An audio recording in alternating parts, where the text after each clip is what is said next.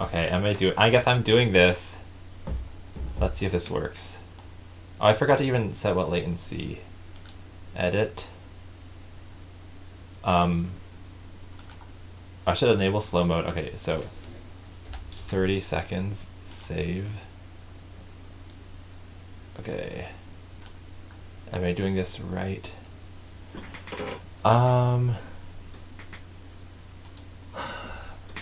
Okay, I think everything's okay. People, hi everyone. Everyone's showing up. Hello, BC Alt, Pro Diamond, N Pilksy, Stubbs. Hello. Oh, Shimon, Elroy, Madman. Oh no, Dave L called me a madman. Hi, Squid Hughes. Okay, I have 2 monitors open, so I think it's actually quite convenient because on this monitor, the one you can see, I can do whatever I want. And it's a drawing tablet, so I'm actually using my pen to move stuff around. And then I have a big monitor in the front that you can't see, so that's really nice. Oh, hi, Mr. Twister. Hi, Edbert, Ion, Gravulescu. I don't know how to pronounce that, but thank you for showing up. Someone said, hey, Michael. SM with the Eddsworld profile picture. I'm not Michael. I'm Carrie. Get that right. Is this your first stream? No, this is my 3rd stream on this channel. Wait, I'm going to tell my friend. I have a friend who also is going to Stanford. OMG, I think someone actually... Sorry that this is boring. Asked that during a CS meeting, and the answer was no. Wait, okay. Sorry, I'm texting something to someone. Okay, I'm going to explain myself very soon. Taking CS 106 is senior year for that reason. Okay, so okay, I gotta entertain you guys. I need to stop texting other people. So, okay, let me explain myself.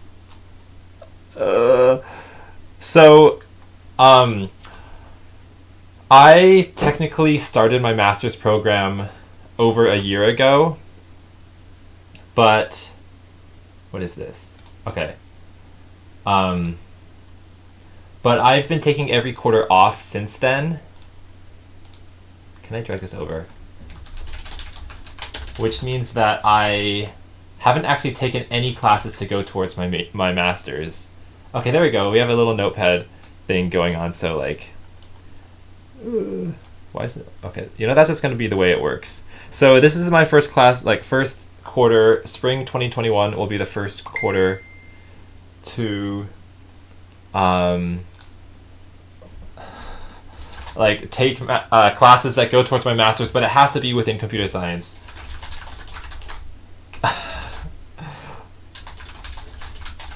Oh my god. Okay, so if you're ever curious about how Stanford class enrollment works, I guess I'll just show you. So here we go. So okay, for the basics, you start with a bachelor's degree, right? And a bachelor's degree takes 2 years, right? So if I search, no, it takes 4 years. What I'm talking about, bachelor's degree takes 4 years, and after that, there's a master's degree, which takes 2 years, and a master's is supposed to be more, I guess, higher level. It's more advanced. But the thing is, at Stanford, it kind of doesn't feel that way. What I mean is, see, Stanford sort of has a giant list of classes that you should take. So do you see all these classes here? But you only need to take 3 of them. So it's more there's a huge list of options and you just kind of pick and choose. So to get a bachelor's degree, you just fill out certain requirements. And to get a master's degree, you just fill out more of those requirements. But it's not necessarily true that the classes are harder. So I think something difficult for me is that I took way too many AI classes for my bachelor's, and then I kind of maxed out. And so here are the different tracks for Stanford CS degrees, and I have to choose one of them. Yeah, and okay. Okay, so I have to pick one, and I haven't picked it yet. Like, I got accepted into the CS program, but I can't switch, like, majors. I have to pick a track within computer science. So because, like, if you look at artificial intelligence, I've already taken quite a few of these for my bachelor's, and they can't be reused. So I've already taken 229, which is the most famous one that Andrew Ng teaches, or teaches. CS 231A I took, and 224N, I think I took that one. I have to check my transcript at some point, but I don't feel like looking at my transcript while I'm live. So I don't want to take more AI classes because I think I need variety. So I was looking at these other tracks, and I don't know, none of them interest me that much. But I figured, okay, I'm going to show you how you actually sign up for classes, because I think for a lot of you...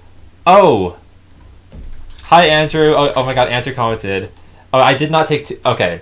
Oh, 224N was the class that I took for like 1 week, and then I dropped out. That was the week that the pandemic started. But I took 124N. Anyway, I have to pick one of these guys. I think what I'm going to do is... Wait, how do I get a simple enroll? Wait, actually, let me drag this off. No, too late. I want to make sure I don't like reveal any private info during a live stream. So the smart thing for me to do is like drag this window off the screen, load it, and then drag it back. But like I know that some people who want to get into Stanford want to kind of know more about how it works behind the scenes. So I'm going to show you. Okay. So here's how it works. This thing's called Simple Enroll. There was a class about game development that I was thinking of enrolling in, even if it doesn't like fulfill any requirements. So let me just show you what that looks like. Because I've done this like every quarter for the last 5 years. Well, not the last year because of the pandemic, but I think I've done this like 12, 13 times at this point. So it feels extremely familiar. Okay, so the class... Okay, so the place you look for classes, like when you're searching, is called Explore Courses. And it's kind of just like a search engine. You just type in, you can type in game development or something, hit enter, and it'll show you like a bunch of classes. And then it tells you like details about them, what terms they are offered in, like winter, spring, summer, how many units there are, and the instructors, all that. But for us, it's spring right now, so I don't really care if a class isn't offered in the spring. I only want classes that are in the spring. Okay, so there's none. But then my friend just notified me of this class, CS 247G, and here's a description. So now, when I was a freshman, when I was like a newbie, I didn't know much about how like this whole system worked. Like this is all I went off of, just reading this. And that's not super helpful because, of course, the professors are going to give each class the most charitable, nicest description, right? Oh, RDM says, I'd suggest you take law. Pretty fun. I've heard that lawyers have to read a lot of papers. And, like, I don't think I'd be very good at that. Just considering that I don't even like writing essays. Anyway, this is the very rudimentary way of doing things. You're not seeing what the students think of each classes. So if you want to see what the students are thinking, you go to carta.stanford.edu. Wait, okay. Don't show me. Okay. Every time it's like logging me in, I'm really scared it's going to like show my password on the screen or something, but it's not going to do that. Okay. Wait, why isn't the chat moving? For some reason, oh, it just showed up. Okay. So Carta is the place where you hear what the students have to say about each class, and like people who have already taken the class can rate each class on how time consuming it was, what grade they got. So as an example, let's put in this game called Introduction to Game Design and see what it's all about. Why is someone commenting the same thing over and over again? I'm gonna block you if you do that. First off, let me just search this. Yeah, okay. Yeah, please don't spam. Okay. Someone... Edbert says I should play Sweden by C418, the Minecraft song. I'm not really stressed right now, or like, I don't think having music would change things. Actually, why do I have my headphones on? I'm not listening to anything. Oh my god, I sound so much quieter.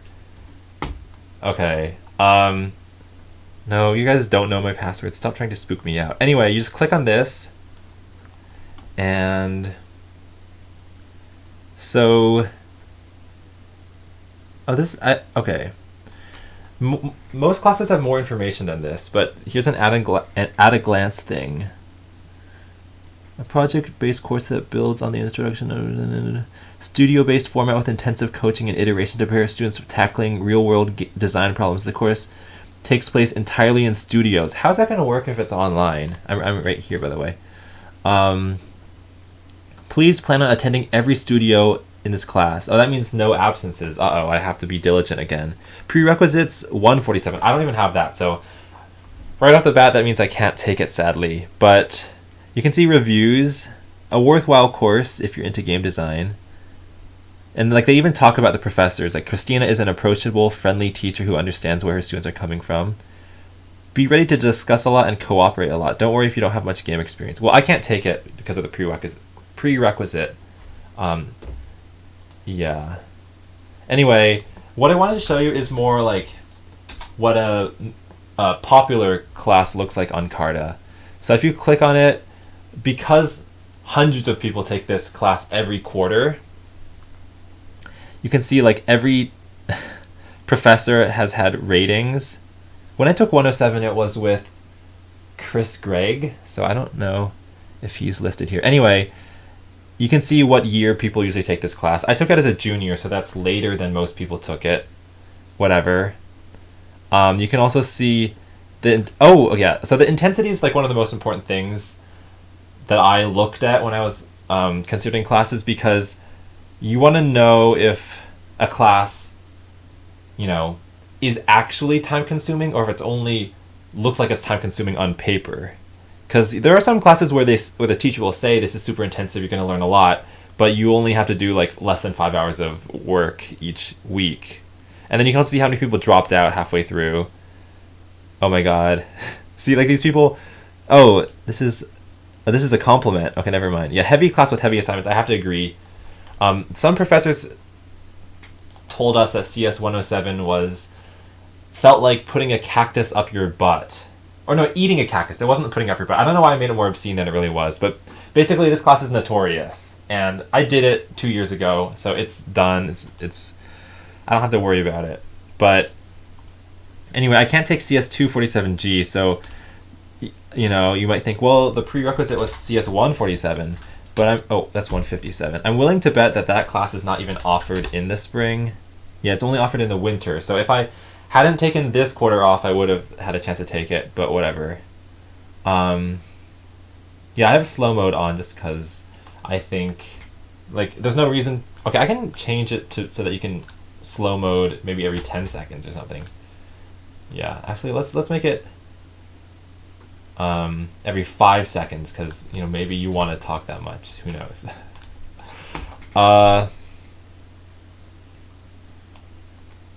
Okay, so the thing that I'm like trying to decide is, do I even want a master's degree at all? Because, like, academically speaking, I think the bachelor's that I already got, and it's already done and dusted, it's already like as academically rigorous as I want to go. And I know that, when you go to like software companies and they want to employ people, if you have a master's degree on your resume, it's going to look a little bit better. And especially in a world where like everyone has a bachelor's anyway, having a master's can give you the extra edge to get employed. But I'm not looking to get employed at a tech company anytime soon. But that doesn't necessarily mean that 5 years from now I still won't be. So I don't really know. From like my classmates telling me, and just like the general culture, people think that this track, human-computer interaction, is the easiest. Because it's also like the most vague. Not vague, I shouldn't say that, it's like insulting, but it's very general in like, what counts as human computer interaction. I guess it's like user interfaces and design. Yeah, the title does say TikTok. I did want to talk about TikTok later. I guess I could talk about TikTok. Oh, hi, CatYJ. This is a decision I've been having with myself for the longest time. Wait, yeah, that's really cool because like you're about the same age as me, and I know that I've been going like a little slower academically than most of my friends. So it makes sense that, people born in the late 90s are all trying to figure out what to do academically. Anyway, the reason why TikTok is in the title is because I have a TikTok account, but I don't upload anything to it because... Can you see that? Why is it not focusing?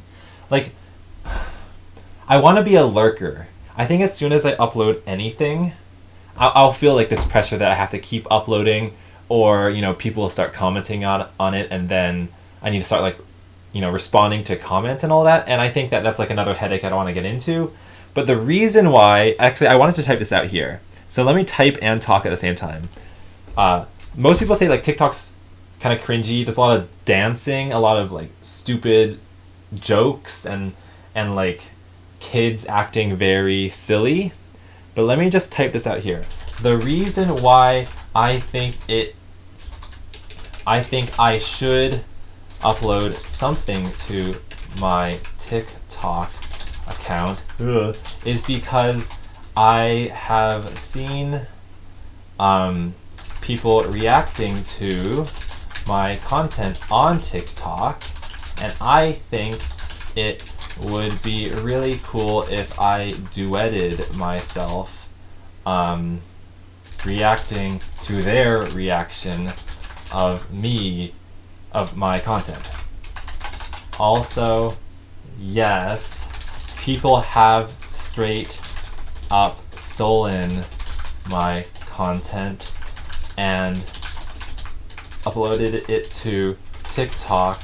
Not that mad about it because that's inevitable. TikTok's gonna be TikTok, that's just what happens. But it would still be cool to call them out with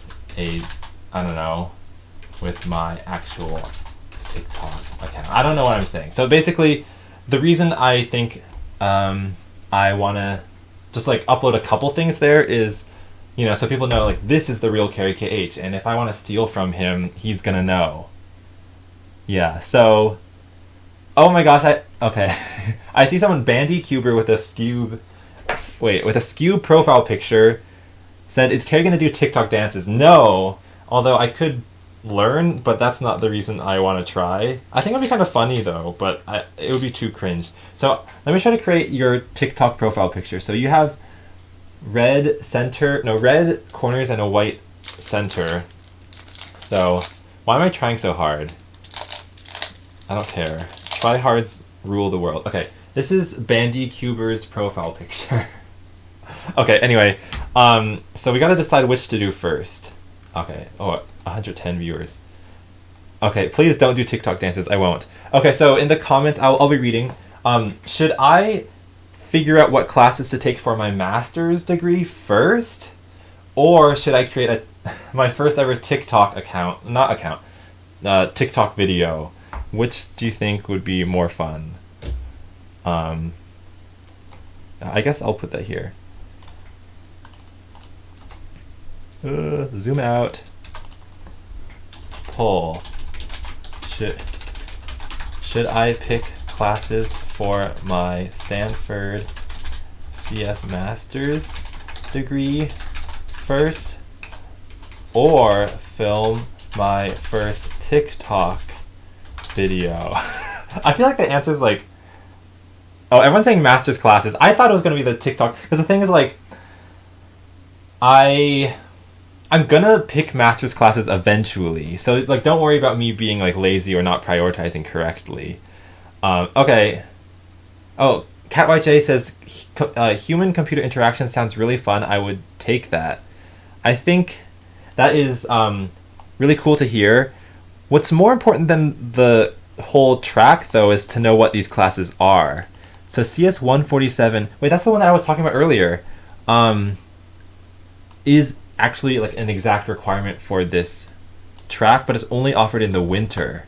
So like I just missed my chance, and if I wanted to graduate, it would have to be in at least a year. Real world computing. I'm not doing software theory. Oh my god. Like, you start to get into software theory in CS 107 and 110, but like, I took those already. I did it, and I'm never doing it again. Okay, so this class, I had to take it over the summer at one point, and it was the only class I took. Look at the intensity. Okay, that doesn't look that bad. But, oh, people actually liked it. I'm surprised, because I did not. But that's because I also don't really care about what's running, in operating systems really low level. Systems, oh no, that's more systems. I guess 7 and 8 are kind of related. 9cubed asked, have you seen CGP Gray's new video? It really reminded me of Scale the Universe. I have seen it. It's the one with the A4 papers that double, right? Yeah, I think it was a really cool video, and more than Scale the Universe, it reminds me of the documentary called Powers of 10, which is definitely one of my big inspirations for making Scale the Universe. I don't want to play it because I'll get copyright striked or something, but it's very similar where it's like zooming out and like you see Earth and the moon and all that. Edbert says go check out Scratch. I know about Scratch. I have used it, but I don't think I would use it to like code new projects. As for like what IDE I use, I still use Notepad++, just because it's like really lightweight and it loads instantly. But I mean, people say like, oh, you should use, I don't know, like Visual Studio or what is that? MonoDevelop? I don't really think it matters. I mean, like maybe it matters a little bit, but I think the content of the project is more important. Okay, let's not get sidetracked. Biocomputation. That is like, I've not done anything biology related. Let's look at some of these that are like I would say that like it says at least 4 of the following, so it considers Part A to be the central classes to take within that. Computational methods for biomedical image analysis and interpretation. Wait, it's actually offered in the spring. I don't think I'm gonna... I haven't touched biology in so many years. Vim? Oh, Vim. I've used Vim, but it's like in the command prompt thing, and I mean, I have nothing against command line editors, but I like to be able to use the mouse and click around. Yeah. Oh, Angus Coe says, I had a cubing comp today. Rare things these days. Wait, do you live somewhere where competitions are allowed again? Because there are no competitions in the United States, sadly. How much does your course cost in total? This is asked by James Payne. So let's find out. Stanford CS graduate program. If I take between 8 and 11 units, I'll pay $11,000 per quarter. A quarter is 3 months. And if I take 12 or more units, I'll pay about $18,000. And like, oh my god, my cat's already scratching at my door. That's a lot of money. And I think that like I have to figure out with myself, if I'm already doing like YouTube as a job, like, is it worth that much money? Let's see. How do I like coterm FAQ?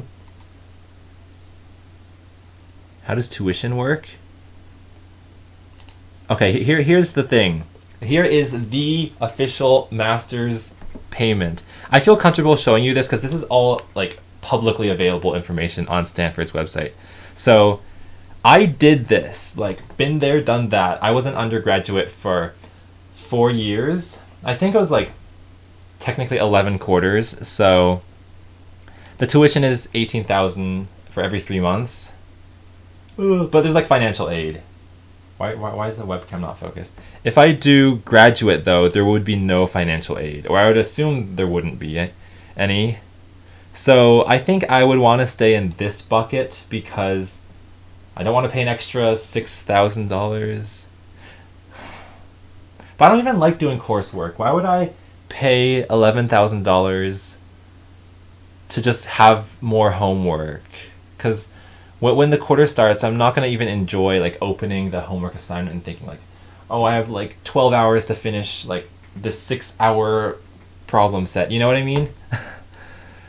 So that's like my conundrum. But at the same time, if I don't get a master's degree, then maybe I'll be like 30 years old and I'm thinking to myself, why didn't I strive to be the most educated I could be? Okay, let me think. There are no prerequisites for CS 235. So if I really wanted to go into biocomputation and like, I don't know, is that working with organs? Is that working with cellular petri dishes or something? The latest biological and medical imaging modalities and the applications in research and medicine. I don't even know how you teach this stuff online, because like you can't go into a lab and like put your hands on the organs and like squeeze them. That's just... Oh, okay. JB asks, what is your goal, Carrie? I don't think I have a... Well, the way I felt about most people going to college is that it feels like a lot of it feels like a pipeline from college to employment, which there's nothing wrong with going to college to get a job, because you gotta, pay for your own expenses for the rest of your life. But I remember being an undergrad, like year after year, and my friends would be telling me, like, Carrie, there's a career fair happening in the main quad right now. If you go there, you can hand out your resumes to all these companies that are looking to hire people, and maybe you'll get hired. And I never went to them because I always hated the idea of like trying to sell my professional image to a company to like scoop me up. I felt like it was so corporate and like soulless in a way. But I'm still really glad I stuck with the bachelor's degree and finished it, because I don't want to be a college dropout. And I feel like knowing I have that degree at least makes me feel a little like secure that if everything goes to trash, I shouldn't swear, like I still have a backup. But let me think. Okay. Let's see what people say. So most people take this class as a master's. Intensity. Oh, that's pretty light. Look at that. Oh my god, look how little time people are spending on this class. Oh, only 67% completed it. That's pretty low, which indicates to me that a lot of people drop out. Oh, there's this... Okay, CatYJ says, there's this video I watched from Acapella Science that explains nanobots, computers made from biochemical reactions. Maybe that could be something related. Yeah, I think that's like the bleeding edge of what biocomputation is. But I don't think they would teach that to beginners. Prerequisites, programming ability, CS 106A. Okay, I shouldn't scoff, but like 106A is like the most entry-level CS class. So like, I want to type this out because I think it's funny, and I think that, it would be fun to like sum up 4 years of my life finally once and for all. So if you want to like, if you go to Stanford with no programming experience... Oh, James Payne asks, is there a specific reason you use Edge? I kind of alternate between Chrome and Edge. But there's certain times when like Chrome will freeze when I'm watching YouTube videos, and I don't know why, but it doesn't happen on Edge anymore. So I just like when I'm watching YouTube, I just do it on Edge. On Edge, that's kind of funny. Anyway, if you have no programming experience at Stanford and want to sort of learn, you start with 106A, and that class gets over 1,000 students every quarter, which is ridiculous. And then there's 106BX, and I took that. Okay, this is so boring. I don't know why I'm telling this. Fall 2016, then CS 107. I put off 107 for so long because all my teachers said it was like eating a cactus, so I didn't take it until, I think, winter 2018. And then there's CS 110, which I took summer 2018. And then you get to the fun classes. Okay. Okay, let me like respond to comments. That like RDM says, unless you want to teach or go into research, I wouldn't really recommend a master's TBH. A varied portfolio will take you far in tech. Yeah, I was thinking in the tech world, there's so many sort of startups or people who are kind of going rogue and starting their own projects that, sometimes being a college dropout is almost a flex. But I'm not sure. Angus Coe says, holy crap, holy beep, that debt. I hope you aren't still getting your money stolen by YouTube. Don't worry, that was resolved like 4 years ago, but it is a lot of, like, no matter how you frame it, like, choosing to pay this much money, like, I think you have to be pretty committed and be sure that it's a good idea. Javier Lim says, there was a paper I saw where a moth's brain was trained to read MNIST, but I highly doubt that's what they mean. Yeah, I think these are all very cool concepts, but they're also on the bleeding edge of biotechnology. And I think that for this class, it would be more introductory level. Anyway, the cool thing about Stanford is you can sort of enroll in classes and drop them super easily. And you can even like move in and out of classes within the first 3 weeks of every quarter. So a quarter is 10 weeks total. So that means that like there's 7 weeks when you have to commit to a class, but for the first 3 weeks, you're sort of shopping around. It's like you're shopping for clothes to buy or something. So I can just literally click enroll. I'm going to do this on stream, aren't I? Boop. Select your desired grading basis. I'm not in medical school. Props to anyone who is doing medical school. That takes 10 years from start to finish, so I don't think I have that stamina. I'm going to do it letter, because credit, no credit means that you either pass the class and get credit, or you fail the class and don't get credit. And that's all that shows up on your transcript. If you go for letter, then you'll get an A+, A minus, B+, B minus, all the way down to F. And I'm sure you guys are all familiar with those grades, even if you're in like middle school. But from what I've heard, you should always go with letter, because if you go with credit, then anyone who looks at your transcript thinks you're trying to hide something, or thinks you're trying to hide you being lazy. So I'm going to click it. I want to stay under 12 units so I don't have to pay $18,000. So you always click the lower one. I'm actually just going to enroll like right now. I can always drop out with like no consequences, so it does feel like I can do this and back out right afterward. Oh, okay, Nikki Flello. I definitely want to read comments from people who have already gone through this process. I had no problem getting into tech with just a bachelor's a few years ago, but there were also a lot of open positions. Yeah, I think that is very true, and it probably still is true today. Wait, Kidu Ann says, don't enroll, LOL. I just, like, I remember I wanted to apply, like, for DeepMind, which is, the Google's, I think it's Google's AI sub company or something, and they said you had to have a PhD just to become an intern at that company, and I was like, there's no way I'm going to get in. So I feel like there's certain circumstances where having the extra degrees helps, but it's very specific, and if you don't really care which company you're working for, I definitely think that a bachelor's is by far enough. Okay, if I click this, then I'm literally a student in the class. RDM says, Carrie, no, think of the monies. The thing is, okay, this is embarrassing, but Stanford already billed me. Like if I wanted to not go to classes this quarter, I could still drop out or go on a leave of absence, but then the bill would have to be canceled,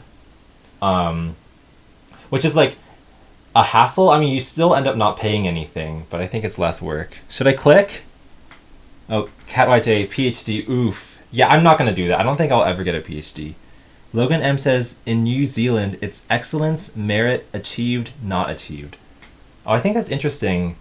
It kind of reminds me of in elementary school, they would grade you as either, I think, excellent, which was an E, satisfactory, which was an S, or not satisfactory, which was NS. And I remember, like, my report card was, like, lots of S's, and I felt bad because I didn't see any E's. And then the teacher was like, oh, we only give out E's to, like, 1% of people. I was looking at GSU Unlimited says, I was looking for jobs at bigger companies after my bachelor's, but everyone said you'll be paid better if you have a master's. Okay, that's actually helpful to know, and I have heard that. Bandy Cuber says, take the class too. Empire says, I always wondered why you have so many accounts. It's because I'm trying to run away from... I'm trying to, like... I want this stream to go out to people who care about, computer science or education, and not just, like, the BFDI fandom. There are times when I want to delve into the BFDI fandom, but this is not that time. I'm just going to click the button.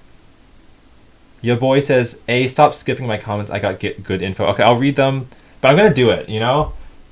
We're all jumping in together. When it turns green, that means I'm a student.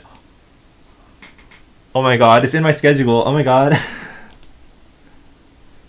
Wait. Guys, look at the instructors. Look at this guy. Do you recognize that last name? That's my last name, Huang. Okay, let me look up this guy. Maybe he's my long-lost cousin. Mars Huang. Imagine having a name like Mars. That's like the 4th planet. Oh shoot. I think... Wait, okay, let's avoid LinkedIn for a sec, because... How do I... Wait, here's a Twitter. Okay, I'm gonna drag this off screen. Okay. It's Carrie's dad. Should I follow him on Twitter? Okay.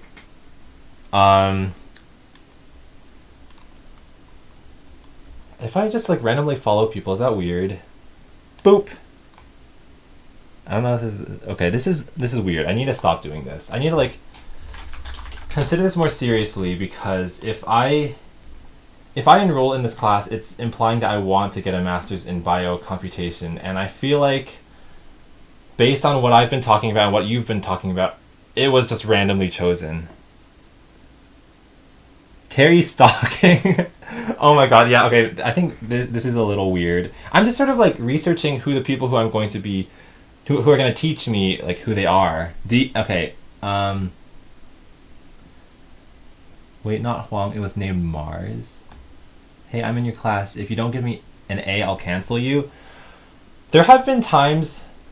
Okay, actually, I feel safe saying this. So I studied abroad in Japan last quarter, or no, 5 quarters ago now. And there are some classes that I took... Oh, shoot. Okay, I'm being kind of loud. Okay, let me bring the microphone closer. Okay. Yeah, when I was in Japan, I wanted to just enjoy my time and, like, kind of absorb Japanese culture, but I signed up for too many classes, and basically, I felt like, if you're going to study abroad, sign up for as many classes as you want, but just remember that you want to have a lot of free time to just explore the country you're visiting, and, like, the goal of this is not to academically excel anyway. Okay, okay, imagine if there's 9 Huangs. There is a place at Stanford called the Huang Engineering Basement. And it's like, it's for this guy. Let me search it. Huang Basement. It's named after Zhen Xun Huang. I don't know how to pronounce that exactly, but it has my last name, but it has no affiliation with me, because Huang is like the 8th most common Chinese last name. Okay.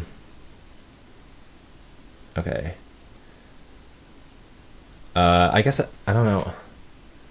Okay, let me just respond to comments. Francisco says, is there a certain specialization you're going for? Like, my school lets you specialize in AI, which is my specialization, or does Stanford not offer or require that?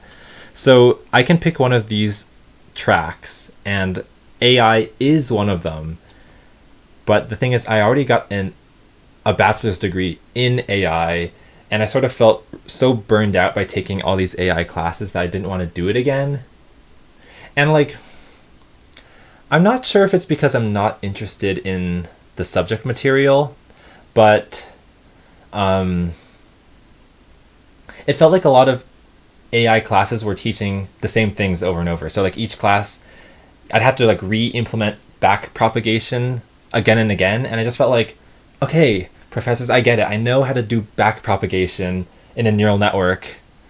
Like, it might be applied differently, but don't make me re-implement this code again. So I think I want to pick something different, but none of these, like, I feel like I naturally gravitate toward AI, or gravitated towards AI, but none of these, like, are really calling to me. Security. I can't do security. There were some friends I had at Stanford who were like big security buffs, or what do you call them, like gurus, and like the language and like the terminology like really just flies over my head. Okay, let's look at some classes themselves. I feel like the Googling and the researching of people is a little weird, but researching classes feels totally normal. Okay, CS 140. And I looked at that because it was a requirement for network security, and someone in the comments said, look at security. Operating system design and implementation, basic structure, synchronization, and communication mechanisms. Prerequisite CS 110. If it's like a continuation of 110, I don't think I want to take it. Some freshmen took this class. That's crazy. Because if you have to take 110 before, like, just remember, like, 110 is already this far down the list. So you have to be a pro. Okay, that's a lot of time. Like, look, on average, you'd be spending, like, upwards of 20 hours a week. So let's assume that would be 4 hours every day, Monday through Friday.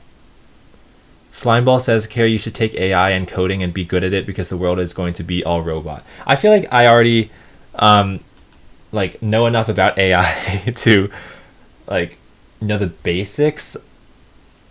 Okay, if there's one like actual field that I've gravitated towards, it's like some sort of mixture between CS and education, because I think, you know, a lot of the kind of people that I've looked up to on YouTube are sort of in that blend, like 3 Blue 1 Brown or Veritasium, or like Khan Academy. It's like the thing you're doing isn't necessarily full-on research pushing forward human knowledge. The thing you're doing is helping disseminate that knowledge more clearly to maybe an audience who isn't as educated about it. Okay, I don't think I'm going to get to the TikTok today. Like, I think it needs to be daytime. I need to be like more energetic. Wait, Ola Daka Ajel says this whole thing is incredibly sketchy. Do you think I should stop streaming? Like, I don't think I can like actually seriously pick classes when I know that like 100 people are watching. And wait. Oh, okay. Let me just answer like honest, innocent questions. I think enough of the like weird stuff. Carrot Kid 08 asks, out of curiosity, have you met anyone from Harvey Mudd?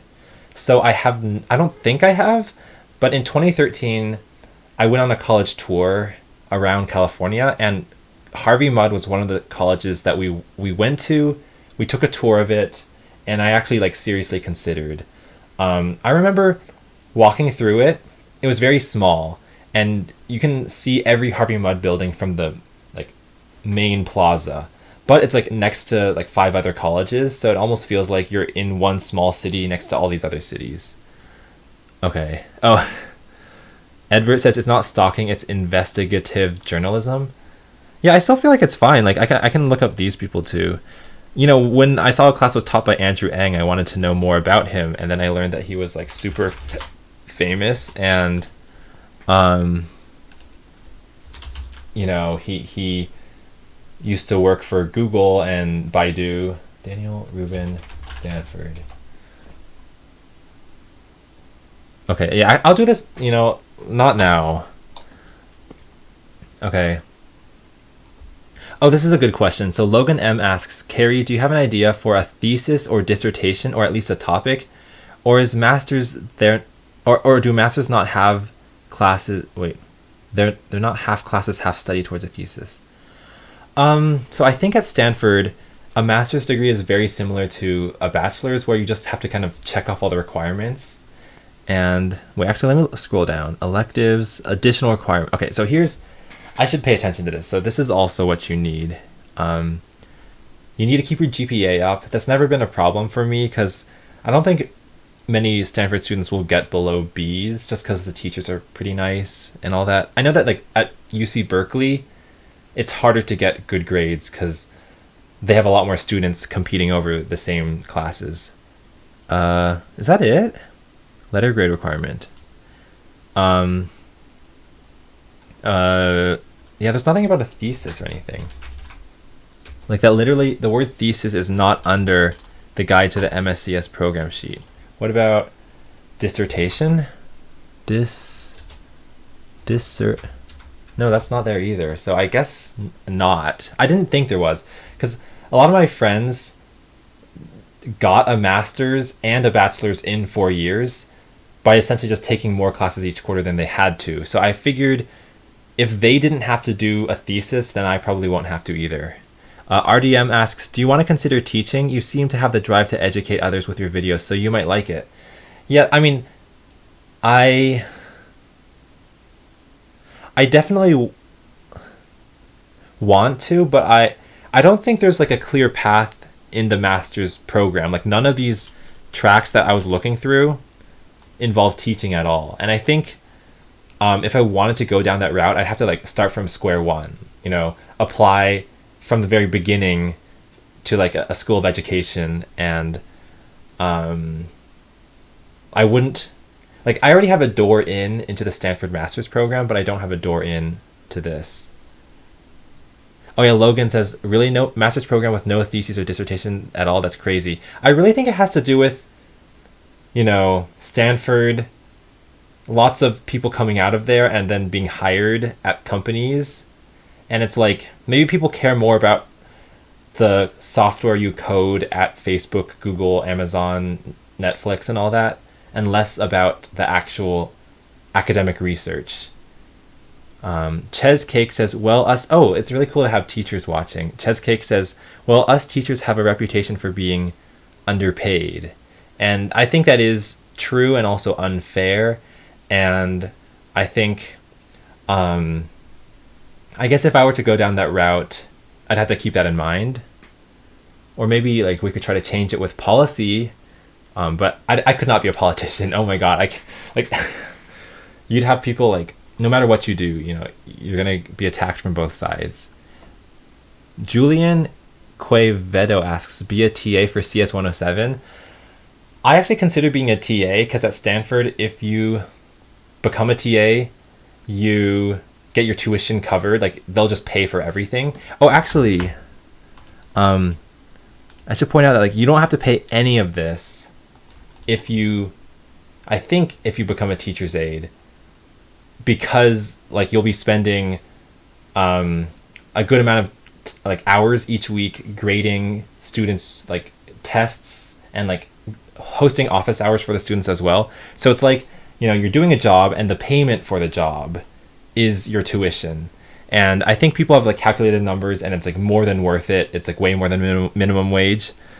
But I think I almost applied, but then there was this like little warning that said if you apply to be a TA and you get accepted, but then you quit for whatever reason, that's going to be a huge hassle for them because they expected to have 40 TAs, but they only have 39.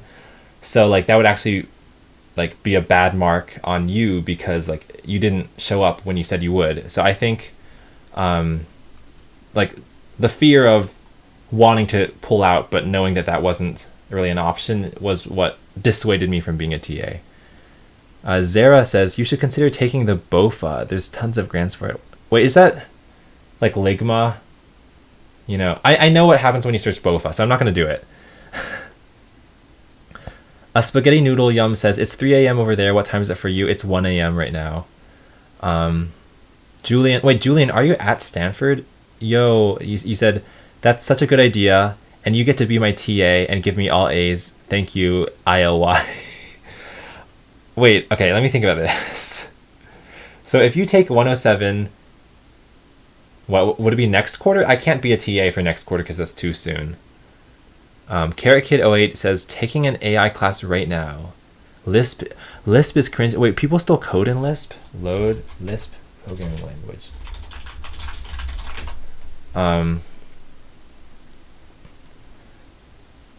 Derpy has a Discord server. Yeah, I know about a Derpy. I met him at US Nationals 2019. Bandycuber says, do you still find the time to cube? Yeah, actually, I bought a new cube recently. I've been learning 3 style for edges. I think I should stop this stream. It's making me realize, like, I can't seriously consider what classes to apply for in this way. Oh, another class I wanted to look at was, there's one about character animation. So animation is definitely not at all, like, you can get a degree in animation without knowing anything about CS. And also, like, some people think that I'm like a good animator, but I'm not. Like, I've never really practiced animation as an art form. And I think, like, I only learned how to animate in that very specific BFDI style. So I think when it comes to knowing the anatomy of the human body and knowing how to draw it, I'm woefully unprepared. So let's see. Computer graphics in the era of AI. Wait, this is interesting. Oh, but it's offered in the... Okay, this one's in the spring. Oh, thank you, a spaghetti noodle. Yeah. Okay, this is... I don't know what to say. Like, honestly, like, when I'm streaming, it's like my brain is not working fast enough. Okay. Amirhan Ozcan asks, so you don't know how to animate humans? That's true. I don't think I've ever animated a fully fleshed out human, like, who wasn't a stick figure or an object. Like, if they had, like, arms with, like, thickness, I can't do it. Nikki Flello asks, what was your favorite part of your Japan trip? I would say, let me think.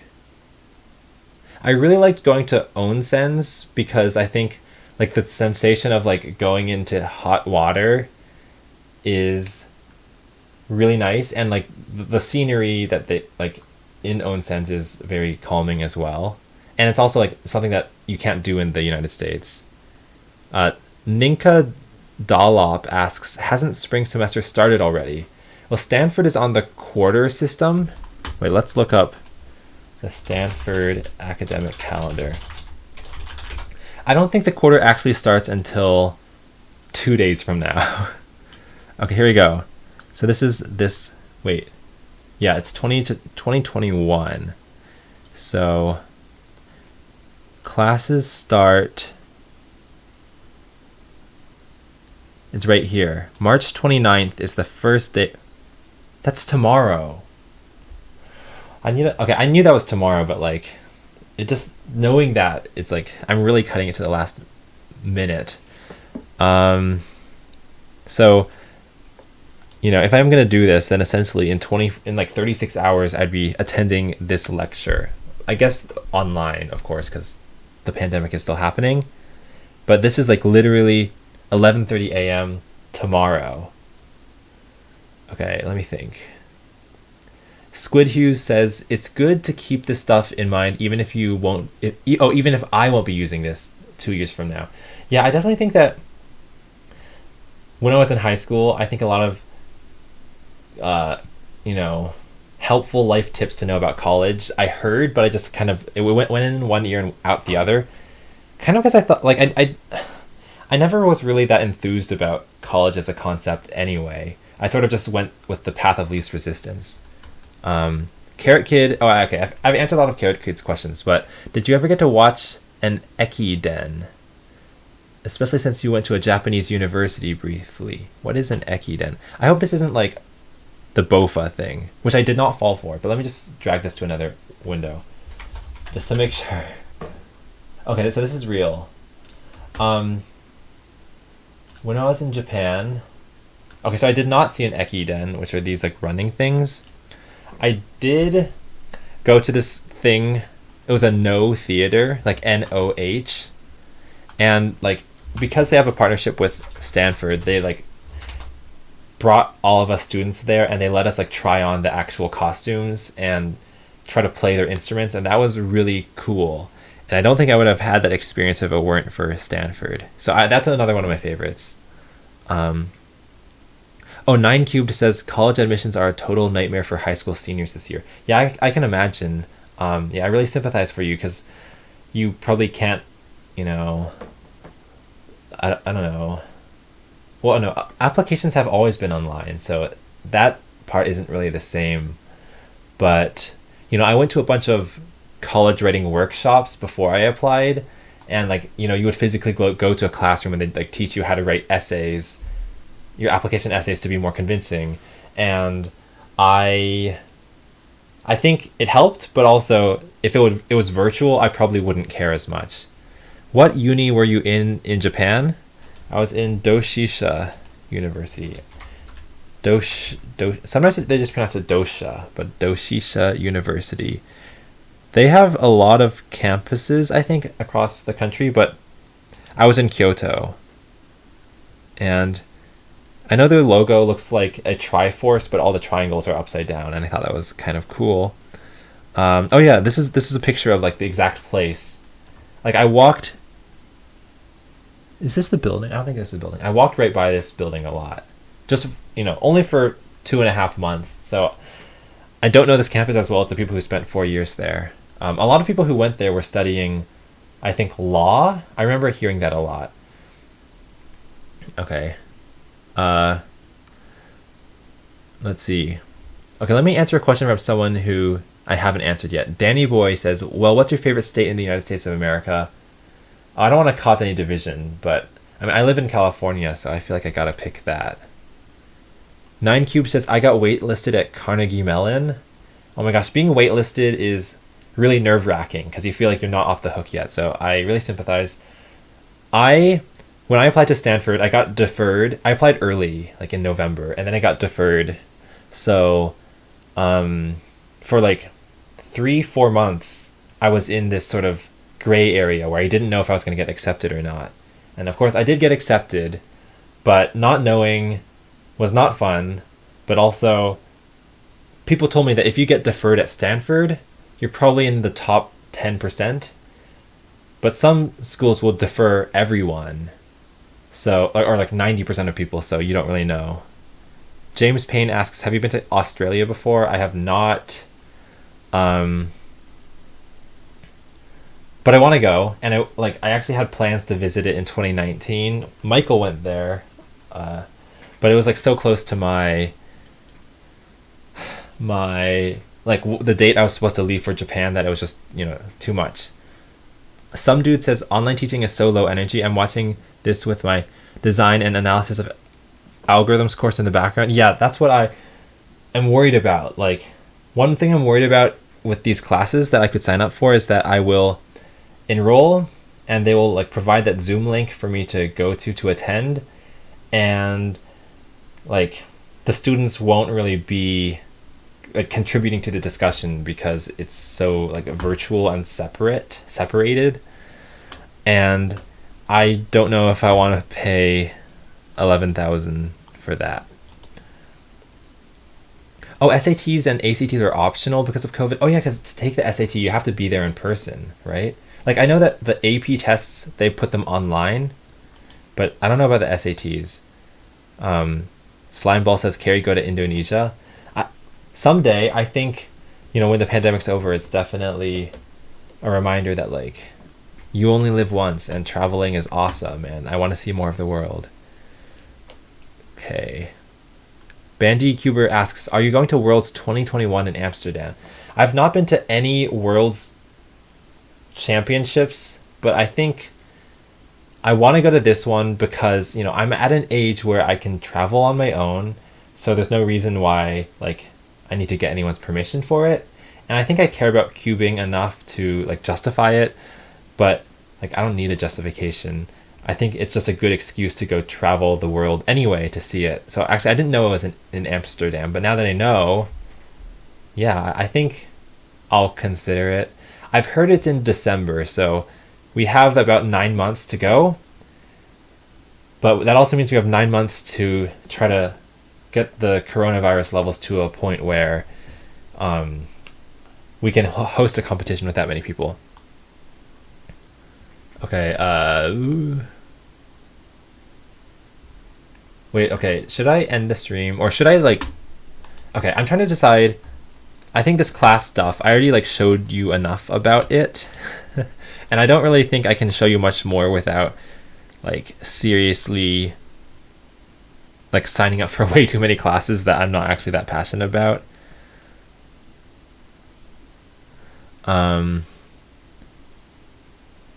Mr. Hacks asks, which programming languages do I use the most and which is your favorite for what applications? I mean, I get asked this a lot, but I feel like my answer is always the same and it's always not that interesting because I just use Python for anything that, I don't know, has a lot of moving parts. You know, if I want a program that creates video files or, you know, accesses the internet, I'll probably just use Python.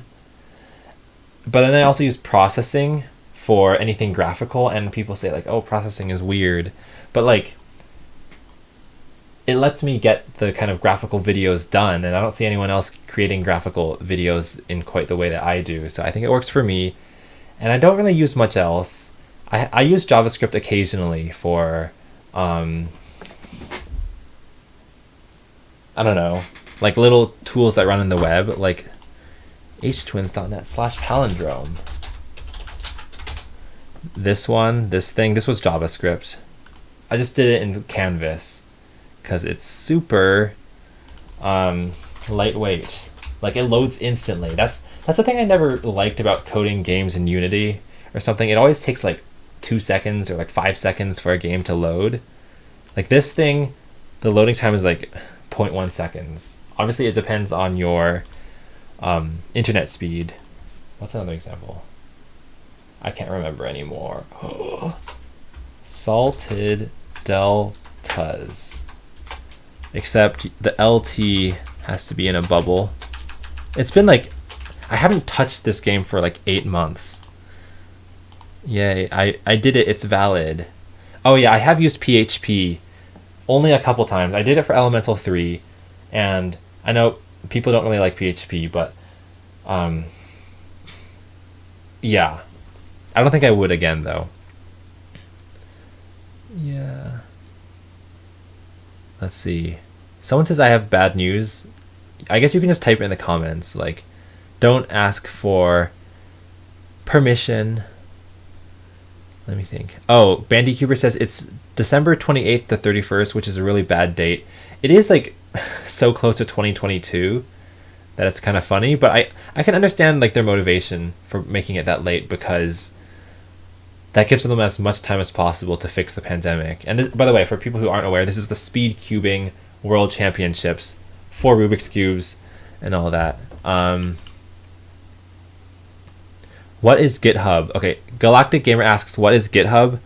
GitHub, okay, how do I describe it? It's like a platform for software developers to collaborate on code such that like you don't have to worry about who's editing which part of your code at the same time. Like you can branch projects. Like if you want to make a version of some project with smiley faces and someone else wants to make it with frowny faces, you can split the branch and have both of them being worked on simultaneously. And it is pretty cool, pretty convenient, and I think it's very, what's the word? Like it's robust and like cool that people got this to work, but I've never learned all the ins and outs of GitHub. It is like, to me, it's really confusing. Like I don't know how to like, you know, merge branches through the command line. Like I only know how to do it like through the website, but it feels like a whole art form to itself. By the way, I don't like how my GitHub profile picture, it's randomly generated, but it looks like a gravestone with a cross. Isn't that like morbid? Why do I look like a gravestone? Let me think. Let me sign up for one more class. If I sign up for one more class, I might be at 8 units, and then I will already have signed up for everything. Yeah. Oh, yeah. GitHub also lets people share open source projects very easily, which is, I think, another motivation for it. Like a lot of software companies just post all their code on GitHub, and you know anyone could technically steal it, but no one really cares enough to actually do it. Why is it a bachelor's degree? Okay, let me sign up. Okay. How do I, okay, let me like read more about the actual tracks themselves. Stanford CS Biocomputation. I don't want to see a track. I want to see like an advertisement. Like what? Oh, well, like this tells you everything you need, in one place. But I want to see like the people who created the biocomputation track. I want you to sell your track to me. What is it that, like, why should I want to join your track? Let's read, guys. Have you learned how to interpret the 26 letters of the alphabet? Biocomputation is an interdisciplinary track that focuses on computational challenges and solutions in the biological and medical informatics application areas. Okay, I gotta read faster because I'm already boring you guys. Courses covering advanced algorithms, databases, networking, modeling, and simulation, as well as those covering biocomputation, bioengineering, and medical informatics are included in this specialization. The biocomputation track is unique because it has modified math and science requirements in order to give students necessary background in biology. It also opens up possibility to fulfill pre-requirements in the CS degree. Please see the program sheet for details. I already saw the program sheet, but like, it's still not. It's not inspiring, Like, I want to hear, like, this is what, previous people have accomplished with this track. And, look at all of these passionate people. Is this the same thing?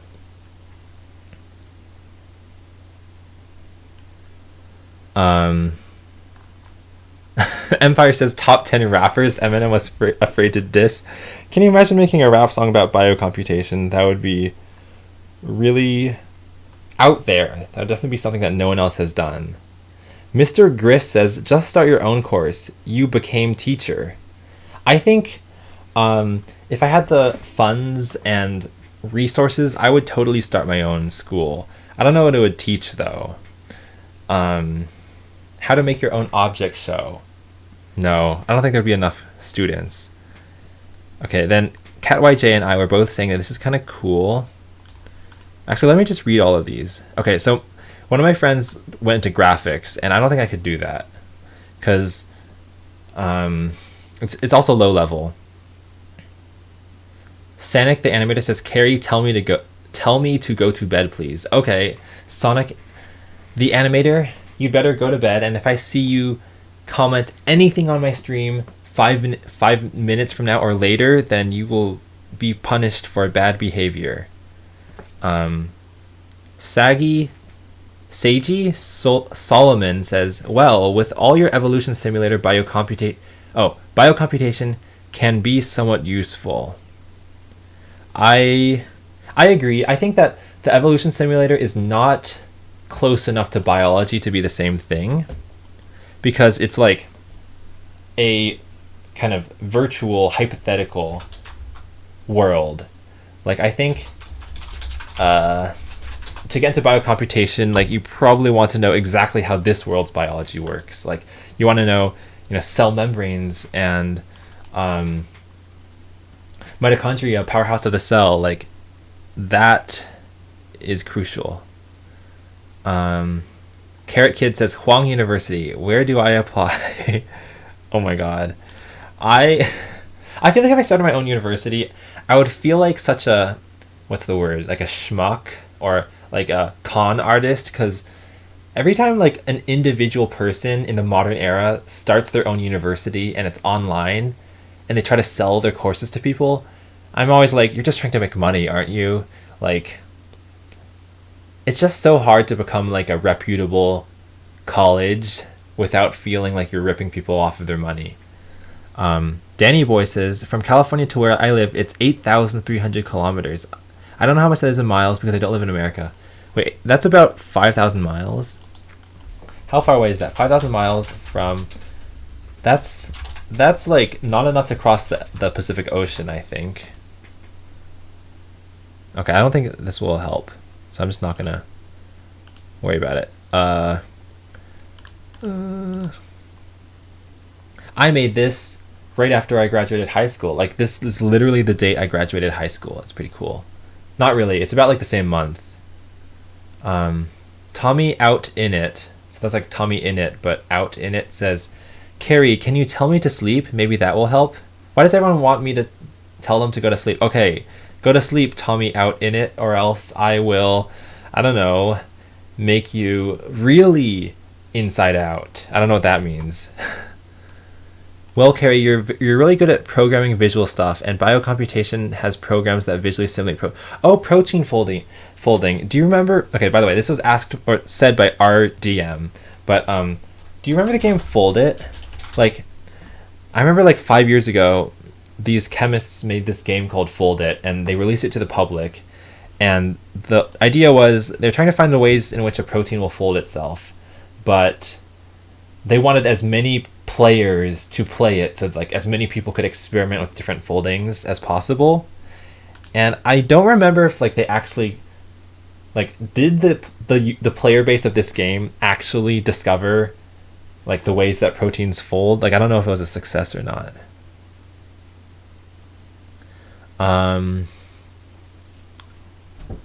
Oh, my cat is getting kind of ferocious out there. Logan says, hey Carrie, I've never tried making anything with any sort of artificial intelligence or learning with code before. Would you recommend trying it? I definitely think that there are like pre-made games out there to teach evolution, and I feel like, you know, using one of those games to sort of like experiment is a lot easier than making your own from scratch. And the issue with like me making my own evolution simulator is like I don't know if it's even going to work or not. Like you could code everything correctly and it compiles, but the creatures just won't evolve in the way you want them to. And I think that is the danger when you code your own thing. There's no guarantee that it works. Whereas if you use like a college approved game to teach yourself evolution, like you know that that game will in the end work. So that is a risk to consider, but I still like doing it. It's just the payoff, it's like very delayed gratification is what I would say. Aaron asks, hey Carrie, have you ever lucid dreamed? Yeah, when I was 12, I kept a dream journal. I think I've actually read part of my dream journal on YouTube. Go to Humany and search dream journal. But like, I wrote down my dreams as soon as I woke up because I saw a YouTube video that said that if you write down your dreams, you're more likely to realize when you're in one, and then you'll become lucid. And it actually happened a couple times, but not enough for me to like feel like I could do it at will. Oh yeah, Carrot Kid says there's plenty of tutorials, at least for TensorFlow. That is true. I feel like, oh my god, my cat is really scratching. I feel like I've done AI and TensorFlow so long that it's like I'm getting tired of it. Oh, Unknown345 says, hey, it's my birthday. Happy birthday. Guitar Essence says, Carrie, have a look at DeepMind's AlphaFold 2. I have heard about it. I saw like someone tweet about how like they were wondering, why does GPT-3 get so much more press coverage than AlphaFold?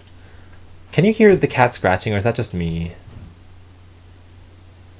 AlphaFold challenge in biology. You know, one of the reasons why I wanted to do biocomputation, like about a year ago, I'm like, why don't I just try it? Is because it's just so different from anything I've done before. And I think I need, like, feeling jaded about college and higher education, maybe kind of jumping into something completely new cold turkey is what I need. So maybe this class will be fun. 2 trucks again.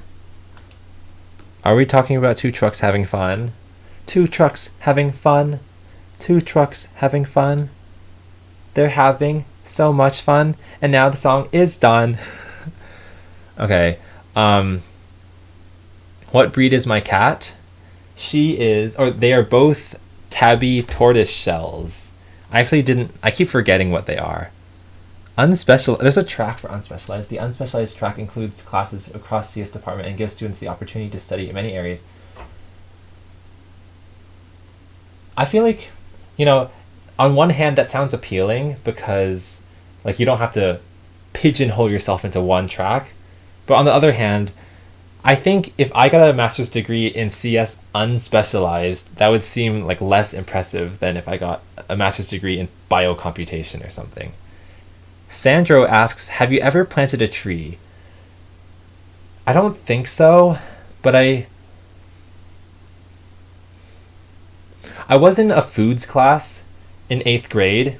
I got bullied in that class, by the way. Okay, that'll be like, I have a whole story for that, but we'll get to that later. In foods class, there was one time when the teacher took us to the garden in the back of the school, and we all planted like chives and carrots and like all these different plants. And I know those aren't trees, but I think that it was a fun experience because, you know, you got closer to nature. Oh, New Paper asks, ever heard of Danny? He's a Norwegian game developer. Yeah, I know Danny. He made the 3D Among Us game, and he also made Carlson. And I know one of his videos, he plays my 2011 video of like me trying to create a walking stick figure in Algodo, the physics simulator. Actually, let me see if I can find it. Danny walking. Is this gonna work? Wait, let me mute it because I don't want it. Okay, I got a 5G ad. Ooh, 5G towers are gonna give you cancer. Just kidding. We don't want to spread conspiracy theories here. I have to watch through the whole thing.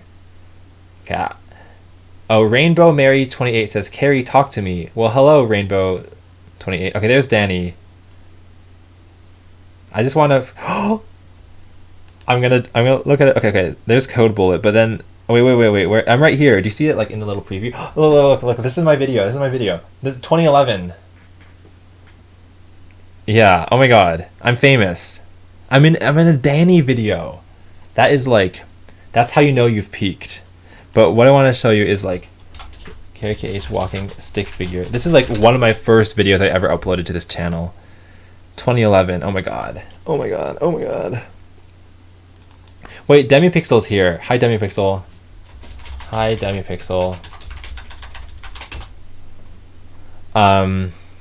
Oh yeah, okay, so DemiPixel, if you just showed up, I'm signing up for classes for my master's program, and I'm trying to decide with my viewers, what should I get a master's degree in? I have to choose one of these, and I've already made it clear that like none of them are really like pulling my innermost passions. And I've already ruled out AI because I've already taken a lot of these and they've gone into my bachelor's, and I'm kind of like tired of it anyway. So I was considering biocomputation. I already signed up for one of them. Okay, let's sign up for another one before it's too late. Not biocomputation. Let's do something that I have to take. So these guys are the breadth requirements. No matter what track you pick, you need to have one class. Wait, let me think. Okay, there are 4 breadth areas, A, B, C, and D. 3 courses must be completed, each from a different area. We expect 1 course will also satisfy a depth requirement, and 2 courses will be used as electives. So I need to have 3 of these guys, these bad boys. I gotta hammer them out. But the good thing is, I already did my undergrad at Stanford, so I've already taken this class, CS 145, I think. That's databases, SQL databases.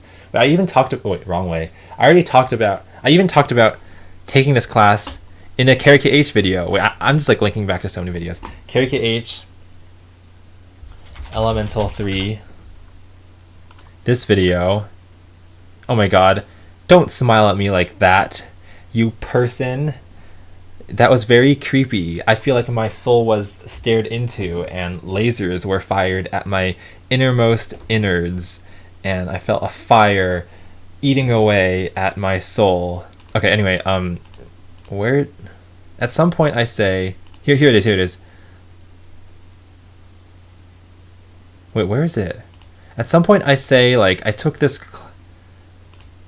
class to teach me how to do databases better. Oh, here it is. Okay. CS 145. Yeah, so I took this class. This is the proof. The proof is also my transcript, but I'm not going to show that because I don't want you seeing all my D's and F's. I don't want the world seeing that. Okay, so no, I don't have any D's and F's. I know that's going to be like clipped, and then people are going to like post it, and then like when I try to get into a college, the college will be like, look, you got D's and F's. You said it on camera. It was a joke. I don't have a single D or F. Okay, anyway, I took this. So area C completed. Cross that off the bucket list. You win. I've taken 181W. I don't know if is that the same? Like, look at this. Look how confusing this is. When you see this, your eyes will literally roll in the back of your head. Like, I've taken this class, and I've not taken this class, but they're like the same. The only difference is the one with the W, you have to write an essay in it. Oh, I have a fun story.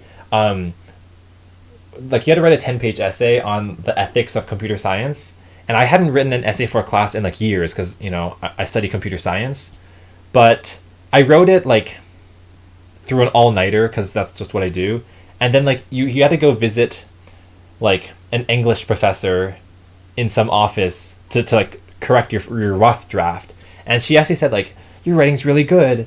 And I was like, oh my god, really? Like, I haven't done this in years, so I thought I got rusty. But like, she said she liked it, so I don't know why I'm telling you this, but I felt really good, because I thought it was going to be trash. By the way, I think like that class is what taught me the word Panopticon. If you have never heard of this word before, then you've got a lot of catching up to do, because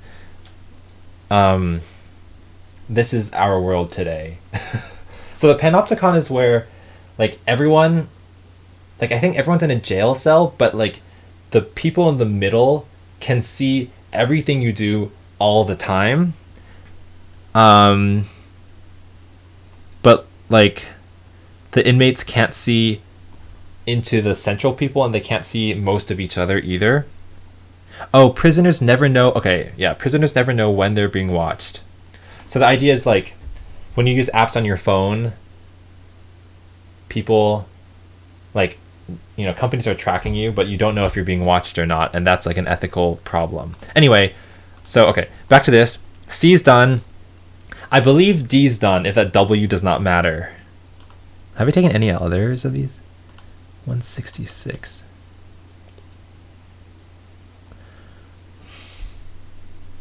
I think I should ask my advisor, does 181W count? Oh, Rbrax says, okay, so I'm 82 minutes late to the stream. Do you need an explanation for the title? If you're wondering about the TikTok thing, here's the explanation. The reason why I think I should upload something to my TikTok account, which is @CarryKH, let me just put that there. I gotta plug myself because we live in a world where if you don't fight for your own name, you will be trampled on by the competitors who do. It's because I have seen people reacting to my content on TikTok, and I think it would be really cool if I duetted myself reacting to their reaction of my content. The main ones I've seen are Scale of the Universe, and surprisingly, the time travel video. Like I see people. I saw someone on Twitch, like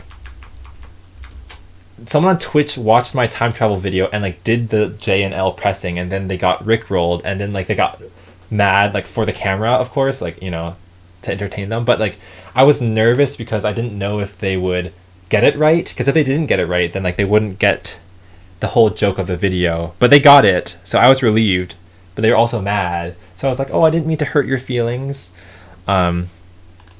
Whatever. Okay, so I gotta ask about D, but I'm gonna assume D's done. Oh yeah, I'm also, yeah, okay. Top 10, why are people talking about rapping again? I'm not rapping. I don't know what's going on. Okay, have I taken any of these? 143, 144, I don't think, I've taken 145, 242, wait, I don't think I've taken any of these.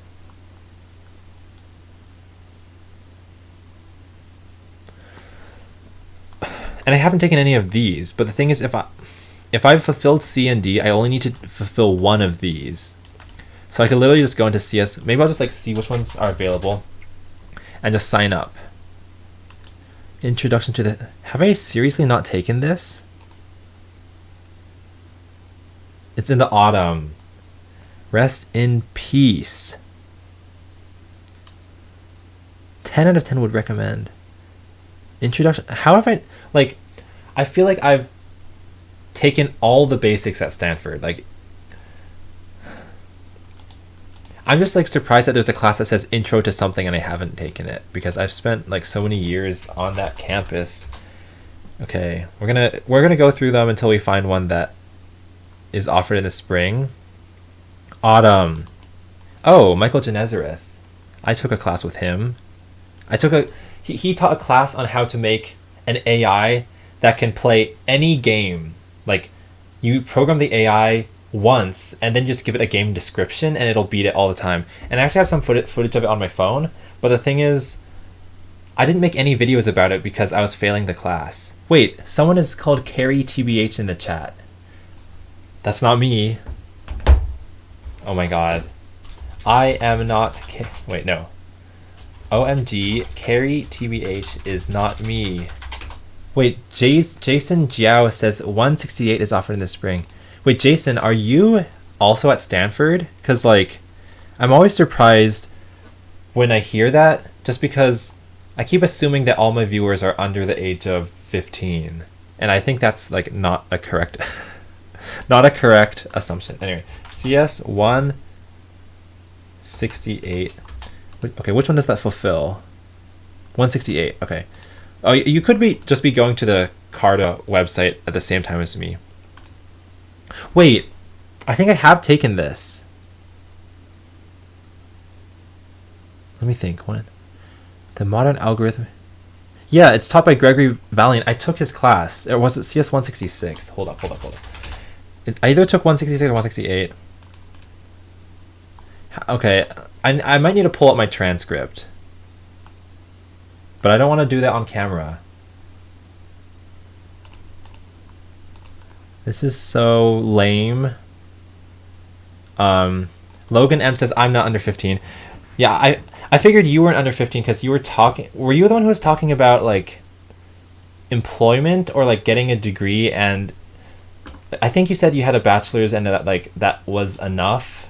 Okay, I'm looking at my transcript off screen. Because I want to know if I took 168. Cat, chill. Oh my gosh, I just want to make sure she doesn't break the door down. Actually, do you want to see my transcript? Type, let me see that transcript in the comments if you want to see that transcript. No, I'm not going to show it to you either way. Okay. Oh, right. Yeah, Logan, you were talking about theses and dissertations. Yeah, and like, I feel like if you were under 15, you would not even know what the word dissertation means. Okay, CS 168.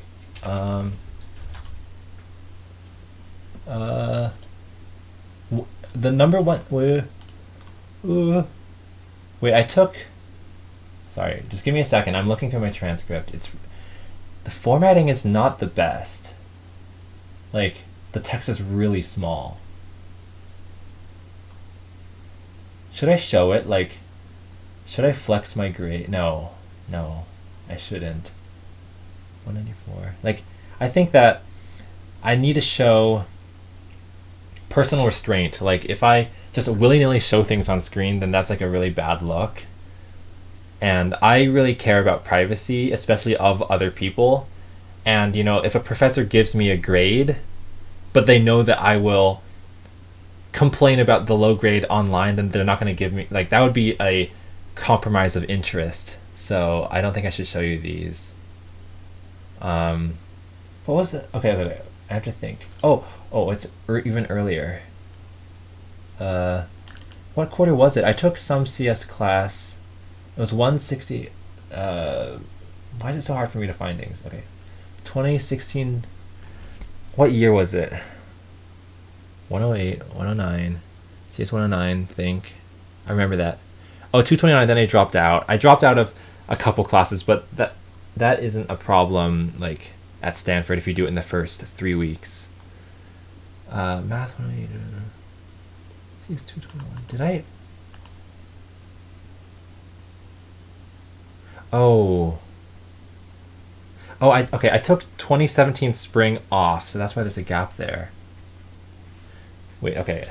What is going on? Why can't I find the 168, 166?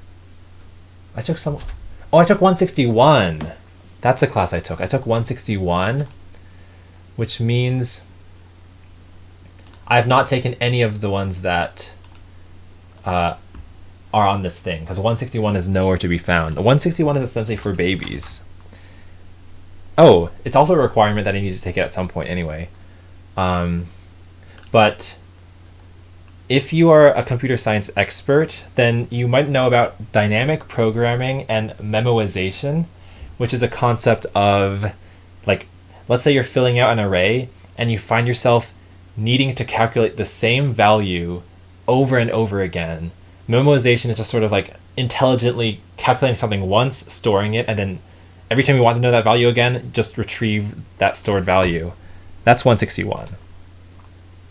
Okay, so I've not taken 168 or 166, and I need to take it at some point. I need to take something here, like one of these guys. And these are in the 200s, and generally classes in the 200s are going to be harder because they're graduate level. If it starts with a 1, you're having fun because it's for undergrads. If it starts with a 2, you won't know what to do because it's for graduate students. So let's see what happens. Okay, let me bring this over. By the way, if this actually happens and I actually enroll, then Jason, what I forget what your name was, Jason something, you were the reason I ended up taking this class. Oh my god. Look at the schedule. Like, the class happens right after the other one, so like it would be a busy day, but my Tuesdays and Thursdays are still completely free. Okay, I'm gonna enroll. 85 seats are available. That's awesome. So you can see 200. This is a class with 215 students, and if you're in high school, you might think that's so many because you're used to classes between like 20 to 40 people. But this is just the norm at Stanford. Like, these are such in high demand that I see that 215 and I'm like, that's actually pretty reasonable. Okay, I'm going to enroll. 3, finish enrolling. And that puts me at 6 units, which is like, I want to be between 8 and 11. Like 8 will qualify me as a full-time student. And if I go above 11, I have to pay $18,000 per quarter, which is too much. Oh, this is funny. Julian Quevedo says, enroll in CS1U. Why don't you? So, okay. This is a joke, but like to people who don't know what he's talking about, which is like most people, CS1U is a... Oh, no, I was thinking of a different class. There's CS1C or something, I think. There was a 1-unit class that just teaches you how to use computers at Stanford. So it's like, how do you check your email? How, like, there's certain websites you can go to like get certain services at Stanford, or like, I don't really remember, but it was for freshmen because, like, you know, Stanford wants people to have those skills as soon as they get into Stanford. So it's for freshmen, but for whatever reason, I took it as a junior because I wanted to like make sure I covered all bases, but also because my friends were taking it. But it was weird because like I didn't need to do anything each class. So okay, there we go. There's like 2 classes.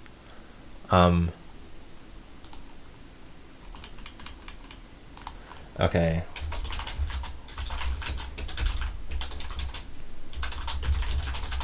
Sorry, I'm typing something.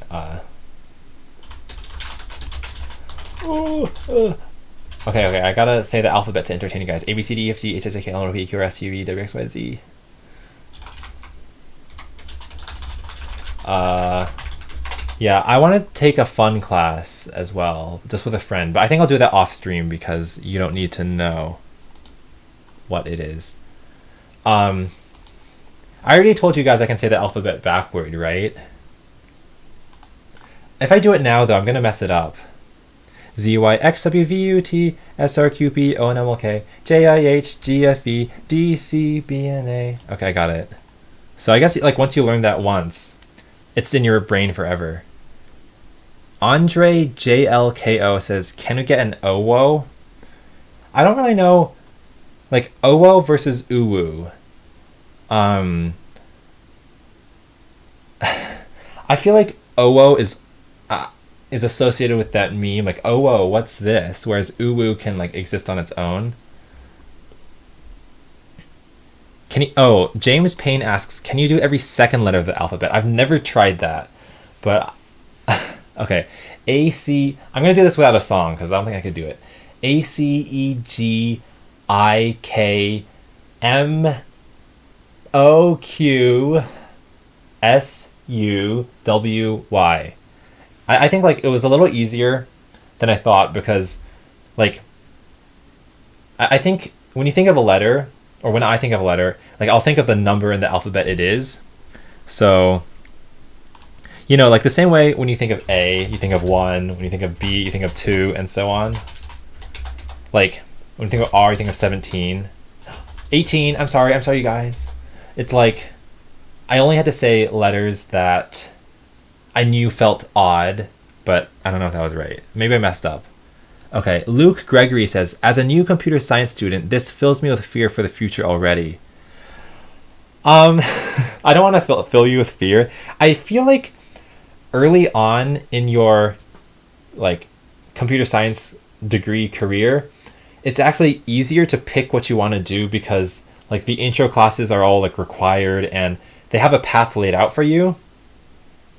And it's not to say that it gets harder as you go on, but it just gets more uncertain because, you know, as you start to move into your sophomore and junior years, more of your classmates are going to suddenly be doing research with professors somehow, and other people are going to be like specializing in these very niche disciplines and fields you've never heard of. So I feel like, you know, when you're at the beginning, you can kind of just go along the predetermined path and it's easy, but then later on, like you have more freedom, which is also a plus. Okay. Oh yeah, X is the 24th letter of the alphabet, and I just turned 24, which is all true. But X is not my alter ego. Like I don't like X is fictional. Carrot Kid asks, Carrie, did you have to recite the alphabet when you applied to grad school? I did not. So you could actually get into grad school if you don't know your ABCs, which is really fun. Spaghetti says, well, Carrie, I'm going to go to bed now. Oh, well, I'm going to go now. You didn't say go to bed. You said, I'm going to listen to music to sleep. Oh, I listen to music to sleep as well. I just search relaxing music on YouTube and I click the first thing. Mike and Kanikel says, currently gearing up for my college graduation. Oh my God, everyone's growing up. Well, congratulations. So seeing you sign up and talk about classes and stuff is wild. Hope it works out. Excited for the future and scared, but mostly excited. Yeah, I feel like I'm, like, I never thought I'd say this, but now I'm at an age where, like, most people my age are out of school forever, and to even be in a class feels kind of weird because, like, the teachers, like, there are people who are teachers who are younger than me, which is just, like, duh. You know, if you went to school for 4 years to become a teacher, you would become a teacher by age 22. But, like, yeah, if I'm getting a master's, like, I don't think there's any shame in getting a master's late. I mean, it's not even late. Like, I'm only 24. But, you know, every time I go to one of the CS classes, there's always, like, 1 or 2 students who's in their 50s. And I think, you know, all the support to you. I want to see you succeed. And I think that it's, like, a shame that there aren't more older students, because I hate the thought that, like, once you reach a certain age, your learning is done. That sucks. That's just not true. Okay, so I'm taking 168. I'm taking this biomedical class because I want to try it and, like, try a field that I've never done with before. And also, let me make sure that I've done all the requirements, first of all, because, like, if it says prerequisite CS 999, I'll be like, uh-oh, I have to drop out. But let's see, prerequisites, I've done that, and I've done that. Oh my god, I feel so accomplished. But those are all like basics, so yeah. And then 168, I'm pretty sure, oh no, this is 168. The other one was 235. That's the one that said that you need 106 coding experience, which I already have. Okay, Caleb Mackle says, if he says my name, I'll go do my homework, grr. Well, you gotta do your homework now, Caleb, and I'll be checking up on you. Like every 5 minutes, I'll say, how's Caleb doing? I wonder if his homework is done. Wait, Tommy out in it. I said go to bed, and it's been like 10 minutes. Why are you up? Time for induced sleep. Oh, that sounds kind of weird, but like, if you won't do it, I'll do it for you. RDM says, I'm in grad school, Carrie. Oh, that's awesome, because I guess I'm going to be a grad student as well. But it's a humanities course with lots of reading. A lot of people start masters, but not a lot finish it. It's a lot more chill than undergrad, that's for sure. Yeah, I think one thing I'm relieved about is that often master's students aren't like full-time students, or they're not only students. Like maybe they have a full-time job on the side, or like, I don't know, they're just like, there's not as much necessity to graduate and finish on time. And like some people get a master's 10 years older than other people. So it feels a lot more flexible. And I think that's also reflected by the fact that if you go to this list again, undergraduates are supposed to take between 12 and 20 units. And a lot of my try-hard classmates took 22 units every quarter. I mean, all the power to them. I think, it's amazing they have that passion and drive, but I don't. But like, I can take 8 units, which is like 2 classes, and just kind of say, that's my workload for this quarter. I'm not going to do any more. That's fun. Meme Marine says, I currently do not plan to do postgraduate studies. Yeah, I think that's totally fine. And I was kind of in the same boat as you. And the only reason I'm kind of considering doing a master's now is because like now is sort of the make or break, where if I do get a master's, I sort of have the next year of my life scheduled out. But if I don't get a master's, I could just do YouTube full time, which is like, I'm really grateful for that privilege. But also, like, I don't know if my life will feel like it's moving forward if I'm just making, I don't know, BFDI videos month after month. Rainbow Mary says, Carrie, say goodbye to me, please. Goodbye, Rainbow Mary 28. Tobiah Games says, hello, Carrie. What would you consider as your hardest project you've made? Oh, that's an interesting question. The one I've spent the most time on?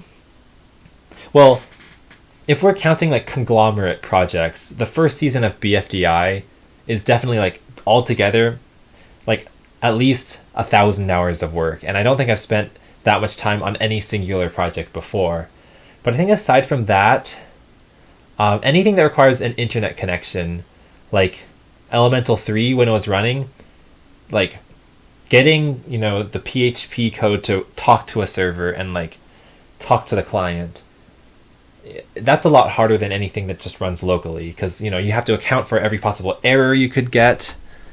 And, if an API updates, everything could break. Suddenly you're making something that could potentially not work tomorrow, and that's really stressful. Oh, hey, wait, this is really cool. Javo Kier, Javok here. I hate mispronouncing names, so I'll just say Javo Kier says, hey, Carrie, I'm going to Stanford next year as a frosh, and I plan on majoring in CS. Do you have any first-year tips? Anything would help. Thanks a lot. I think that's really cool because, like, say the pandemic is over by the start of next school year. Like, we might be on the campus at the same time, which, like, is really cool to think about. But I will be a master's student. I would say for tips, I think, okay, if you're going to do CS, which you said you were, don't take multiple of the, like, fundamentals at the same time. Like, what I mean is, if you look, this is a master's program, but a lot will still apply. At some point in your 4 years, you will have to take CS 103, 106, 107, 110, and 109. It sounds like a lot, but each one is like a different sort of fundamental of CS. Don't do them at the same quarter, because like it'll just be too much work. And I think you want to have one quarter where you absorb each new thing. The thing is, like, at Stanford, like I'm sure you've learned this as well, you also have to take ways, and ways are kind of like not extracurricular classes that are outside of your major. So if you're studying CS, you might think, oh, I only have to take CS classes for 4 years and then I'm done. But Stanford, and this is a good idea, wants their students to be well-rounded. So you have to take 2 classes about aesthetics, 2 classes about the scientific method. If you do CS, this one will be like covered 10 times over, because like almost every CS class fulfills this. 2 classes about social inquiry, and so on and so on and so on. So I think a good pairing is to do 1 CS class, 1 like extra out of the major way class, and then like, I don't know, like not a fun class, but a sort of maybe a class to fulfill the language requirement. So you're sort of like, you have 3 different worlds happening at once. I think like it's really fun to look at these categories again, because I can remember like which classes I took in each of these. For creative expression, I took this 1-unit guitar class, but I didn't take it seriously enough. So after 10 weeks, I still couldn't play, which is like really embarrassing, because like I've always wanted to be able to play the guitar fluently, but even after enrolling in a class taught by a Stanford professor, I still can barely strum out like a melody. Okay, let me see. Are there any more questions? Okay, Meme Marine says, when I was like 11, I was a big fan of Scale of the Universe without knowing you did them. I think that's pretty common. And actually, I used to really dislike that no one knew it was me. But these days, I sort of feel at peace with that fact, because it's sort of like, it's living a life of its own beyond me, and scientific knowledge is not supposed to be owned by people anyway. So yeah, anyway, when I was 14 to 16, I was a huge fan of your STEM videos. Now I'm 20 with my kid sister who, then it got cut off. Wait, so if you're 20 now, so that means 14 to 16, that would be like 2015 to 17. So I guess that lines up. I still can't believe that like my evolution simulator is nearly 6 years old at this point.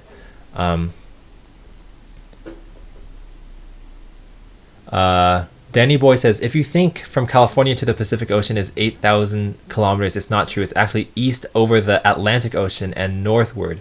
Okay, so that would be around Europe. Well, I don't want to dox you, so like you giving the distance, I'm glad it's not precise, because if it was like, well, if you gave a precise distance from a location, you would narrow down your location to a circle on the Earth. I think is it called a great circle? I don't think so, because like it might not be the biggest circle, but it'll be a circle on Earth's surface, and I think that circle will pass through many different cities, so you would still be fine. Okay. Oh, Carrot Kid also says, another piece of advice, always check to see if certain CS courses cover different categories of your degree progress. That way you don't accidentally sign up for classes you don't need to. Yeah, I agree. One thing that like I never wanted to do, but I knew it was a good idea, is to look over, let's see if I can pull it up, documents like this, like make sure you read these and read like what you need and what you don't need. One thing I did not like about Stanford, actually I could like look at it now, and maybe they've changed it, but as an undergrad, you would have to, sometimes they would say like you need to take one class based on this list from the undergraduate handbook on page 37, and I'm like, I don't even have the undergraduate handbook and I don't know where to find it, and Oh, well, I think they've made it simpler. Yeah, they've made it a lot simpler. Oh, wow, they even have this. Okay, back in like 2015 or 2016, like there was a PDF for all this information, and the PDF would just say like have one class taken from this like external document, and I didn't know how to find it, and it was very confusing. And I was like, guys, if you guys are experts in computer science, how come you're not experts in designing a computer science like website that can clearly delineate what you want from me? But clearly they've done it. Yeah, they've even like done this. Oh, here's like even the exact line I was talking about right here. Look at this. Independent study projects require faculty sponsorship. Blah blah blah blah blah blah blah blah. Further details.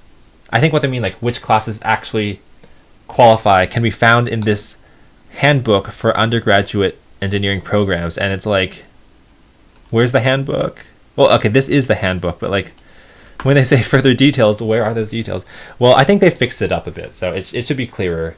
Yeah, I do remember now that there was a senior project, and as a freshman, I was really intimidated by this because the fact you have to get a faculty to approve of it scared me, because I didn't know any faculty. But I ended up taking CS 191 and joining a group of other students I didn't know, and they sort of they sort of directed the group for me, and I just sort of like tagged along. So I'm not really the proudest of that being my culmination of my degree. But Stanford doesn't really put a big emphasis on like a final opus magnum or magnum opus like of your like academics. Like they don't really focus that much on that. Okay, yeah. Howdy Staples says, my dad is a history professor, and all he talks about to me is how much he hates grading. Yeah, see, that's what I'm worried about if I were to become a TA, is I'd have to be grading for like, I don't know, 6 hours a week. That's just a number I threw out. And like, sure, that almost anything is worth it to not have to pay $11,000 or $18,000 per quarter. Actually, like that is totally worth it. But I was just like, I don't want to become someone who is like always grading. And like I want to have time to make YouTube videos, because the quarters that I haven't made any YouTube videos, to me they feel like wasted life. And like I'm growing old really, really quickly. Like before I know it, I'll be a grandfather. So I need to like make use of every day I've got. Oh, see you soon, Rainbow Mary 28. Luke Gregory says, the website our uni uses for online teaching, Moodle, is so god-awful to use that I'm not surprised the CS department doesn't teach web design as a part of the Stanford standard route, because they can't do it, lol. Actually, like, well, I totally agree. Wait, let me play this in the background just so that the bored viewers have something to look at. My sophomore year of Stanford, like I was planning on making a rant video because so many of Stanford's websites I felt like weren't user friendly. I didn't make it in the end, and I'm glad I didn't, because I didn't want to come across as being like a whiny brat or like throwing shade at my own alma mater. But I remember like being upset.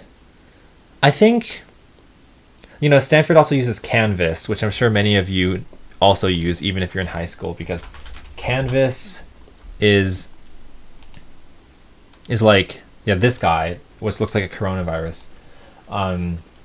It's like a place where you can submit files and, you know, essays and homework to the teachers to grade. But I think back in 2017, like for some reason, not every teacher knew how to use it correctly, and so some teachers would like create their own websites. Oh, let me see if there's some that are still up. It's like CS106B website. Yeah, like, okay. Usually, if you want to look up some class, let's see, does this work? Okay, this one's different. You just put in any class here, and you generally see, like, okay, that one does not exist. You see, basically information about that class, the syllabus, the schedule, you know, what you're going to learn, who the professors are.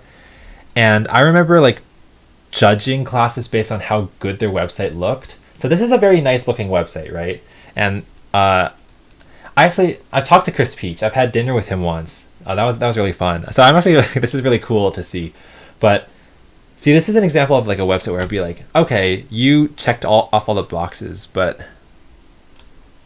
this one, okay, honestly, like there's nothing wrong with it, but it is like it does the job, but it definitely looks like there's no CSS. Not that there has to be CSS or something, but it's like it's from the like 90s or something. I should not be like criticizing literally a class I took, and like these people are professors, like, but you know what I mean. It's like beforehand I thought everyone who was a CS professor would make the most beautiful websites, but it's honestly a different skill.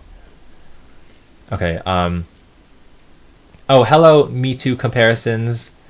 Yeah, Me Too makes a lot of cool data visualizations, and I'm subscribed. I'm a fan, although I don't want to put too much pressure on people. Let's take a look at. See, here's CS 161, pretty nice looking. Let's try 229.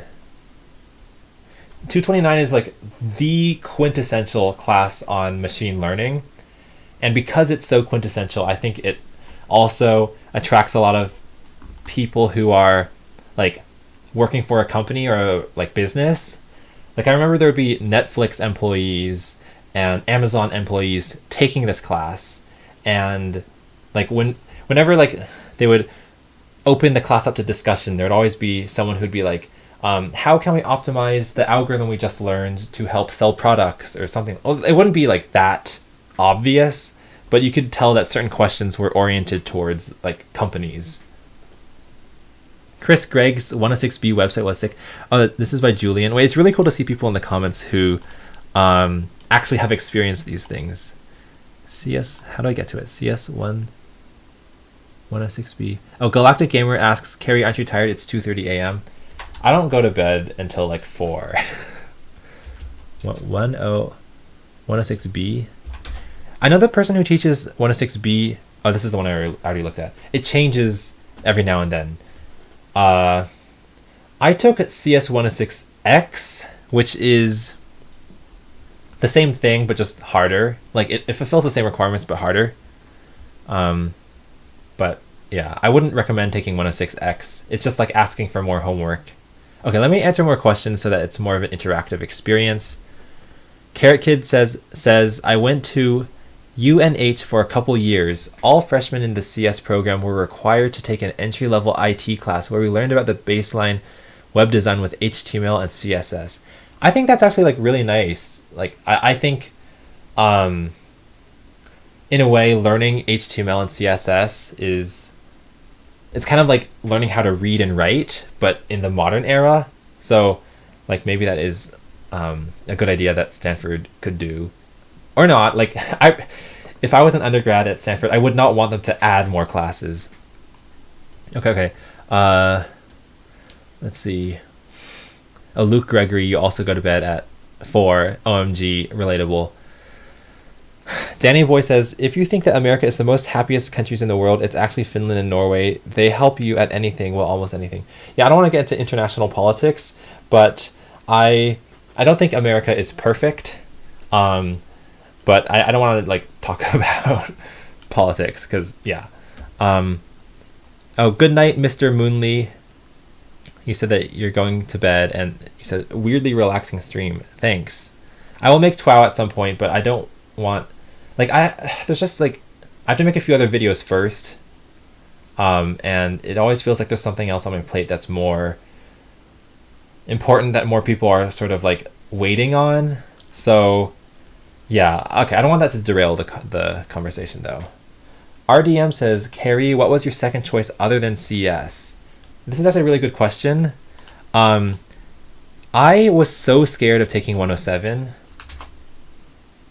Like, I know this means nothing to people who don't go to Stanford. How do I like depict what 107 looks like? Can I see images? Images. Okay, that's not what I'm looking for. This class spooked me out so much that I think around 2016. Why is it people? I guess it's like the people who are teaching it. I looked at other majors and I considered symbolic systems, because symbolic systems is sort of I'm getting kind of tired now. I can feel it, but it's like a major that sort of combines concepts from computer science and neurology and like human and machine intelligence. And to me it felt like you could like get a little more breadth and a little less depth. So you need to take some CS classes, but not CS 107. But you also need to take some philosophy classes and some psychology classes and some linguistics classes. And I felt like, I'm really interested in linguistics as well, so that could be fun. Actually, maybe I should take that as my fun class. So okay, I was gonna like enroll as a SimSys student, but there's like a really bad stereotype among CS bros who are like, if you switch to SimSys, it just means that you couldn't do the hard computer science classes. And I don't think that's true, and I also don't think that's fair. But I guess that sort of rhetoric got to my head, and I'm like, I'm just as strong a programmer as the rest of you. Let me prove myself. So I switched to CS. I finally like doubled down, and I said, I'll take 107. And that's what I did winter of 2018. Okay. Oh, Saji Solomon asks, what is CS 107 about? It's about,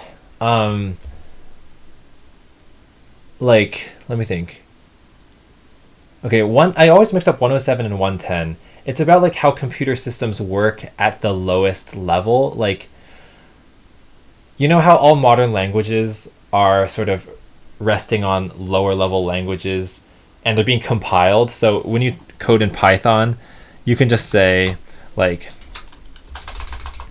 you can say something like, this would be Python for I in range like 5, print I, and that would print, oh, you can't see that.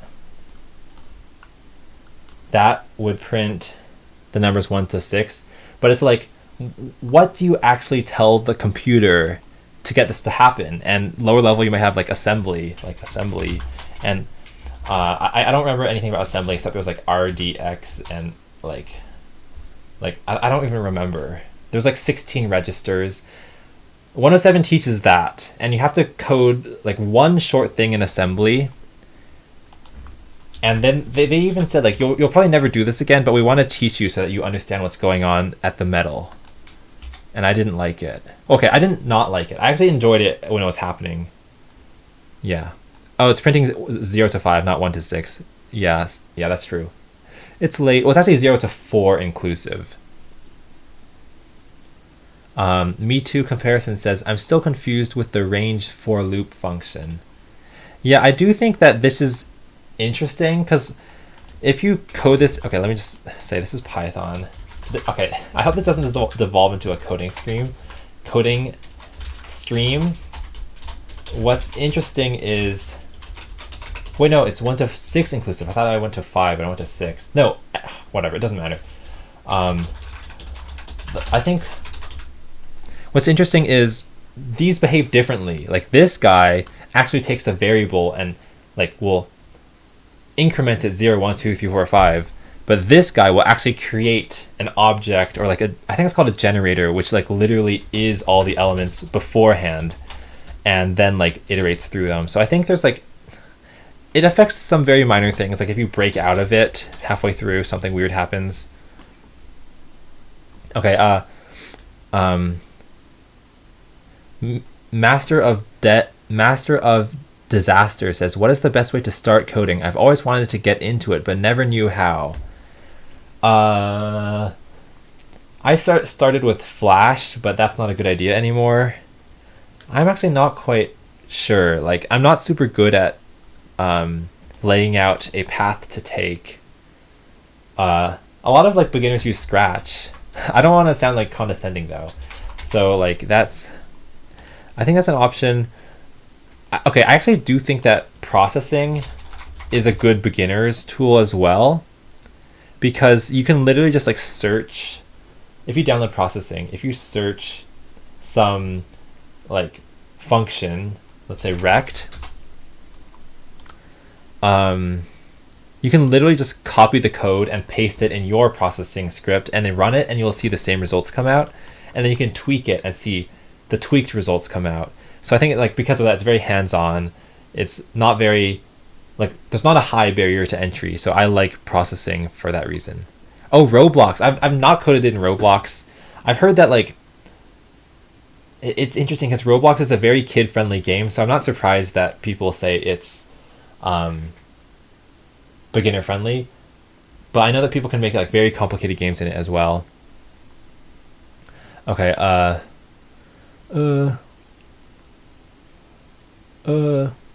processing is a good tool as long as you understand it's not native Java. It was a problem for me. It's not well, I don't really know the full relationship between processing and Java. I know that like the syntax all is Java, but like you don't have to do the same things, such as like having a main function. So it is different. Oh, Logan M asks, what did you minor in, Carrie? I didn't get any minors. I was only computer science. Because I felt like no one really cares what you minor in, so it would just be a bunch of extra classes. Someone says tutorial of line graph visualization with the loading thing. Just a request, like I would like it if people wouldn't like ask for things in the live stream, just because like I've already made videos talking about why that doesn't make me want to make them.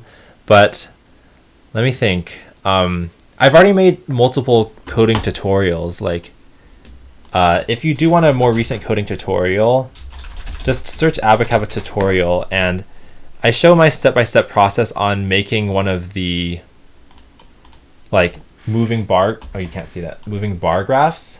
So like I have made this. I have like tried to teach people. Like I think it's like a double-edged sword, because I'll make this and then like most of the feedback will be like people talking about why my coding process is harmful or like unproductive. And it's like people want to learn how I program, but they don't realize that my way of programming is not very kind of up to the protocol that most people use. So it's like, do you want me to share what I want, how I program, or not? That's how I feel. Like, because there are tutorials out there that do teach you with the exact protocol. Like, what is it called? PEP, like Python, this stuff, PEP 0. Is this what it's called? Like following the right styles and all that. So that's why I stopped making tutorials. I just felt like I wasn't qualified for it. And I felt like very few people actually watch through a whole tutorial with the intention of learning from it. So yeah, I stopped. Oh, that's my own stream. Okay. That Move says, imagine Stack Overflow didn't exist. Oh, that'd be pretty bad, because like a lot of the top Google results for questions are that. Someone asked, are you going to upload another video to Carrie K's channel? If so, when? Again, I don't really like requests for like dates, because same reason as before, I've already made videos about this, but I guess I could tell you that I'm working on a Carrie K's video right now for another automated project. I don't like talking about what it is or when it's going to come, because then like more people will say when is blank.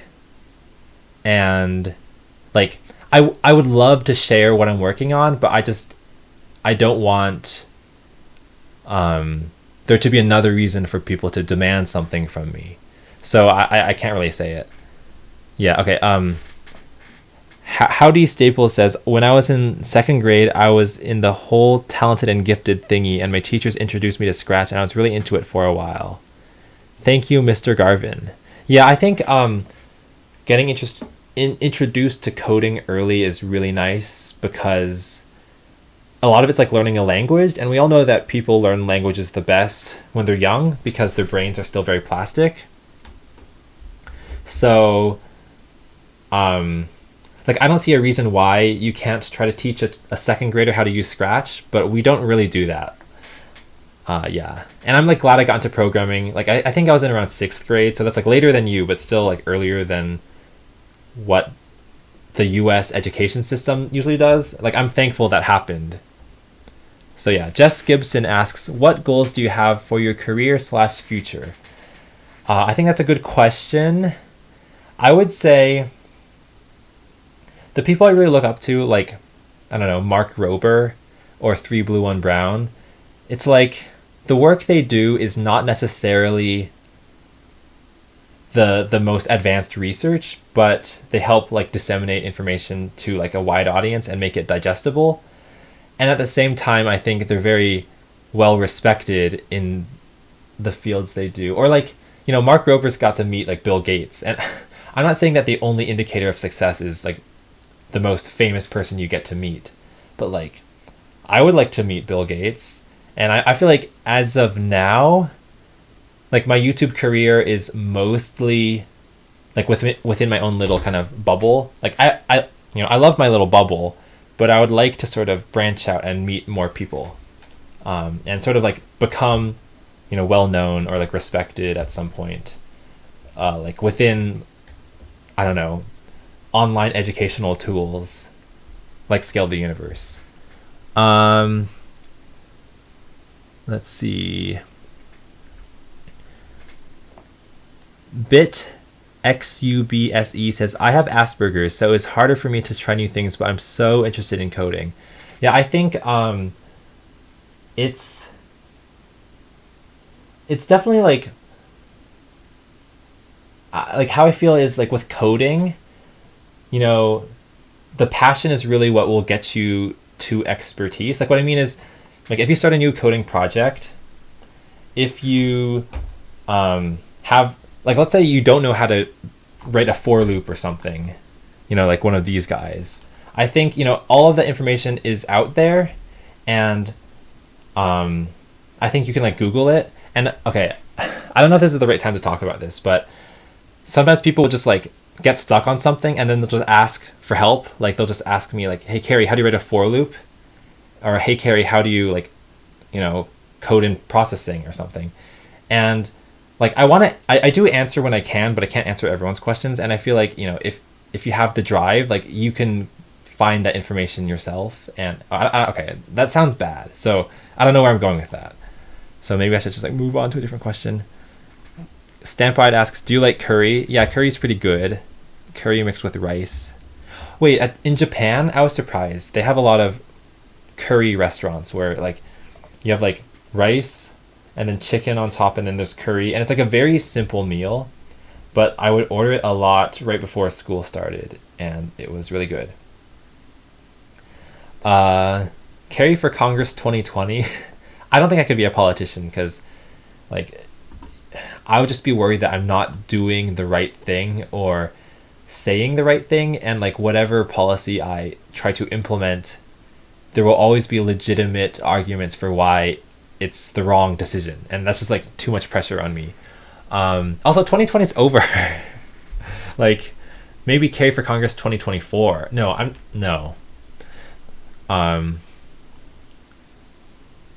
Empire says, the 3 Blue 1 Brown video of the boxes colliding and the pie hidden in the number collections is one of the most entertaining videos on YouTube for me. Yeah, I really like that video. And I think that like he used it to teach a very good lesson about how like the reason why math is interesting is not, or the reason why we want to learn math is not because it's useful for a job, but because like sometimes it's just it really piques your curiosity. And if you hear this problem and you're not intrigued, then, or if you probably will be intrigued, and like there doesn't need to be a reason for what that's useful for. I want to make more videos like his where the quality of the video comes from like what's fascinating instead of like how many jokes and memes can you fit into it. Because I feel like a lot of my videos, I find myself just trying to make it as funny as possible, and it can get exhausting, especially when I feel like sometimes the YouTube algorithm is just whoever fits the most bruh or funny sound effect or whatever into a 10-minute period wins the algorithmic game, and I want to get out of that. So when I see people say things like, hello, Carrie, and it falls with another Carrie KH joke, it is a little like disheartening to think that like everything about my video could be reduced to this single gimmick that I did at the beginning of my videos 3 years ago. It's like, I want more attention to be like focused on like the fascinating part of like teaching this than, what funny words start with K and H, yeah, that's just my rant on that. This is a really good question. 9 Cubed asked, did you ever compete in AMC 10 or AMC 12 in high school?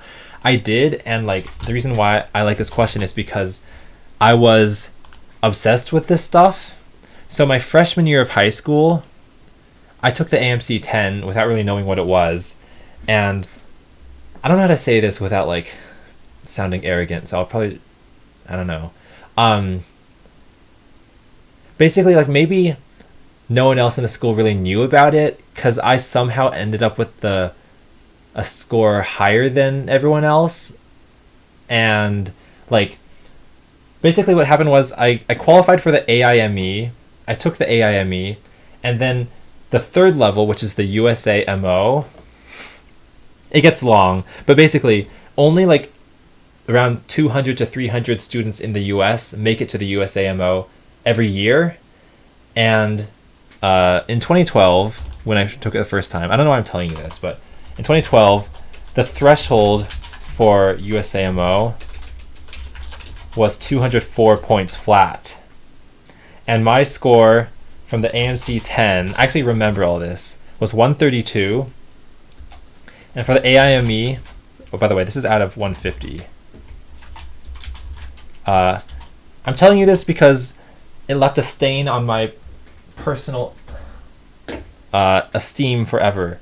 I got 7 out of 15 questions right, which is 70 out of 150, and then they just add those two together to get your score. So I got 202 out of 300, and you needed 204 to qualify for USAMO. So like if I had gotten any question, one more question right, I would have made it. And so I was like, if I can get that as a high school freshman, I need to try again. But every year after that, I did worse. So I think like trying harder actually, like, I don't know, maybe made me nervous or psyched me out. So I never ended up making it to the USAMO. Whatever. Yeah. Oh, Logan says, I competed in the New Zealand Mathematical Olympiad and hated it. It takes the fun out of finding proofs because it's memorizing tactics to formulae and theorems you just use over and over.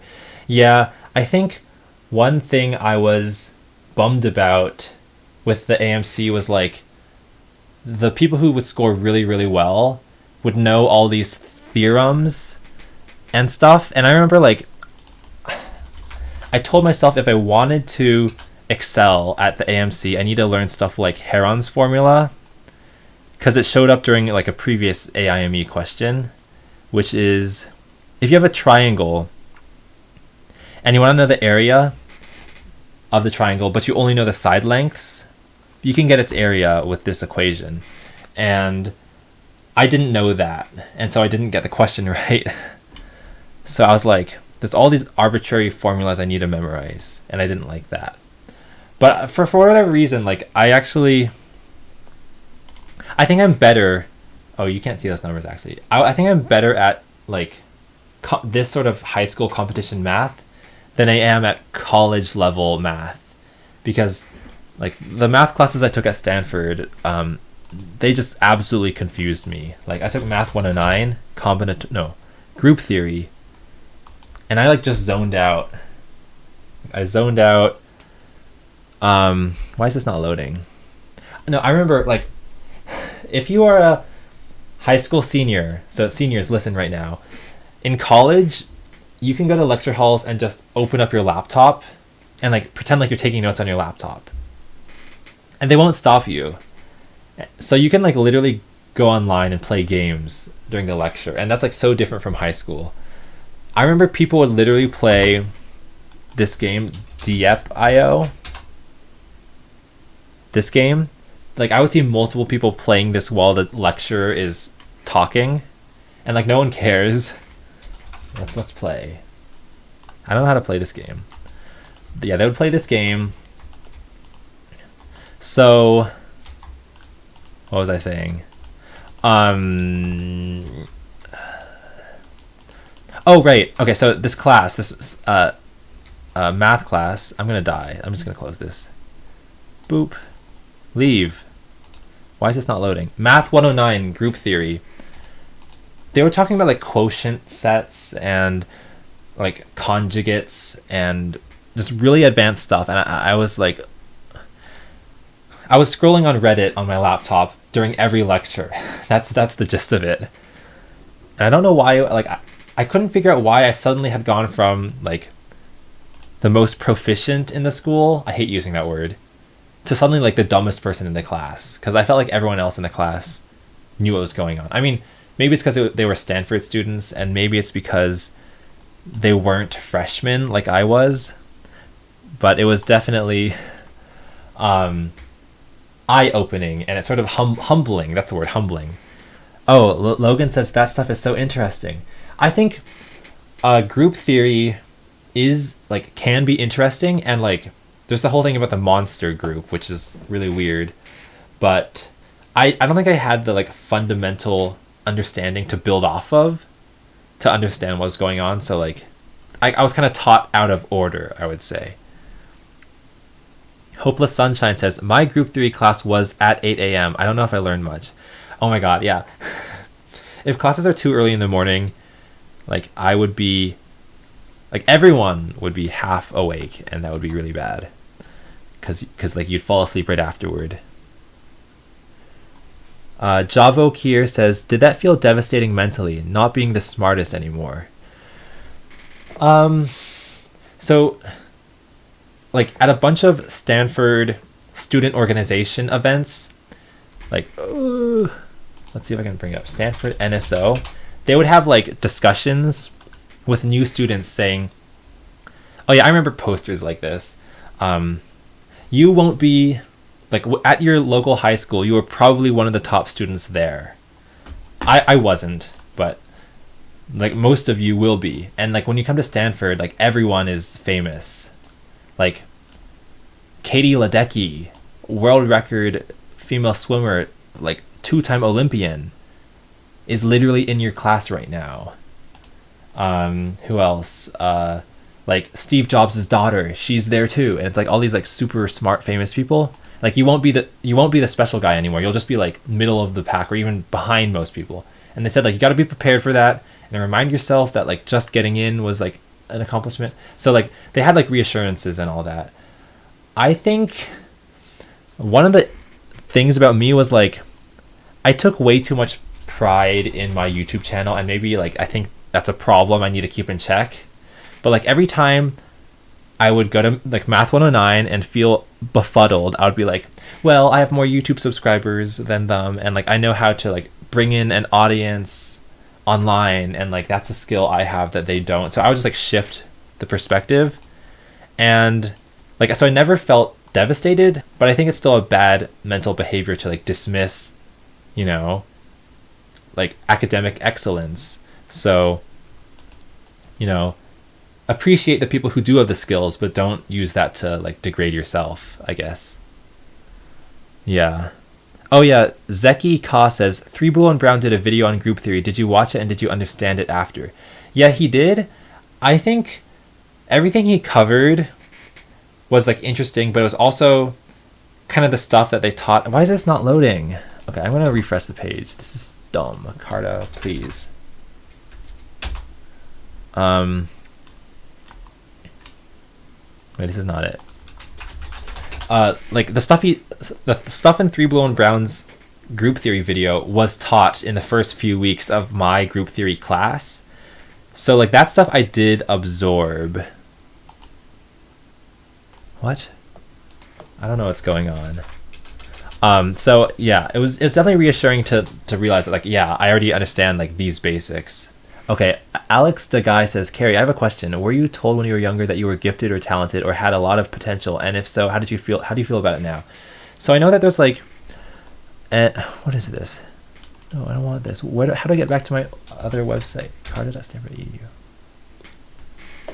So there's sort of this realization on social media that like a lot of kids who are called gifted in elementary school and middle school sort of ended up with this idea that they didn't have to try hard at school, and then they just sort of breezed through middle school, and then like when it came to like college and employment, they felt like they didn't have a work ethic and then became depressed. And I see it like on Twitter and I see it on TikTok a lot. And I think for me, I was not the most gifted kid. I remember like in 5th grade, a bunch of the smart kids wanted to take this test where if you scored high enough, you would skip 6th grade math and you go right into pre-algebra, which was 7th grade. And I took it, and I did well enough to get into 7th grade math, but one person did well enough to go all the way into 8th grade math or something. And I remember like it caused a lot of drama, and like one classmate's parents were like on the phone talking to the like administrator saying like, can you increase my kid's score or like get him into 7th grade math? Like it was a nightmare. But I think like I don't know, like it definitely feels nowadays that like since I don't interact with like a huge high school class, I don't really have anyone to compare myself with, so I definitely feel like every day I'm just sort of lounging around and I don't know what I'm doing. So I think that the sort of aimlessness that a lot of former gifted students feel I do too. Yeah. Joe Orzalil says, do you think teens and actually, you know what I should do? I think I'm going to copy the text. I'll end the stream in like half an hour or less. I don't know. But I'll put the question here so that you guys know what I'm answering. And if someone new shows up, they'll know. Current question. Ask, do you think... Oh my god, cat. That was aggressive. Do you think teens and college students should get a nap time? Well, in college, I don't think I really needed a nap time because like each class would be like 50 minutes, and then when it's done, I would bike back to my dorm, and usually like I'd have like 2 or 3 hours before my next class. So if I want to take a nap, I could just do it in my own time. Teens, like maybe in high school, like since that's like a full 6-hour block or 7-hour, like there would be nice to have a nap time in the middle. I did not appreciate naps until I was in college because I never pulled all-nighters in high school. Like, I think that's one thing I'm really glad about is like in high school, I went to bed at like 10 p.m. and I got up at like 6 something. So like I never felt that tired, but I know a lot of my classmates did. Logan says, I had the opposite. I was told I was gifted and it pushed me to improve and get better and meet their expectations, but not everyone has the same. Yeah, I think like when people are told they're gifted, it's like sometimes like they'll push harder and like, you know, you think you're really good at math, so why not practice math even more? And it's often a self-fulfilling prophecy, which isn't a problem, of course, but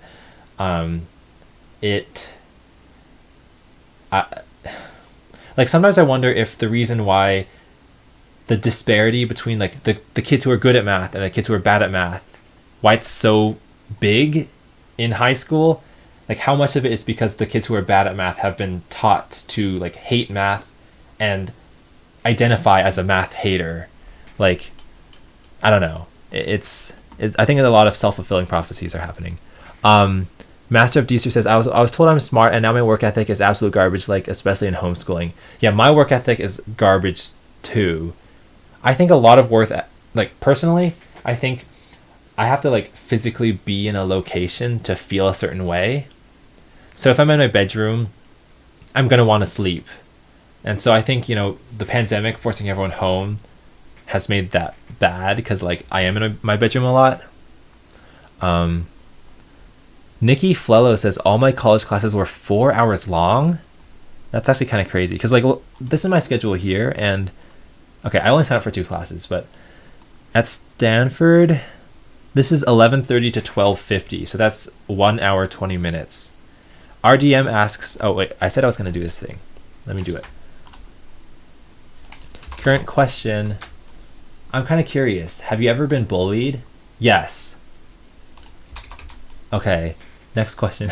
Do you want me to like elaborate or not? I was bullied by like people younger than me too, which is like even worse. Carrie, will you pet the cat before closing the stream? I guess I could let the cat in. Javo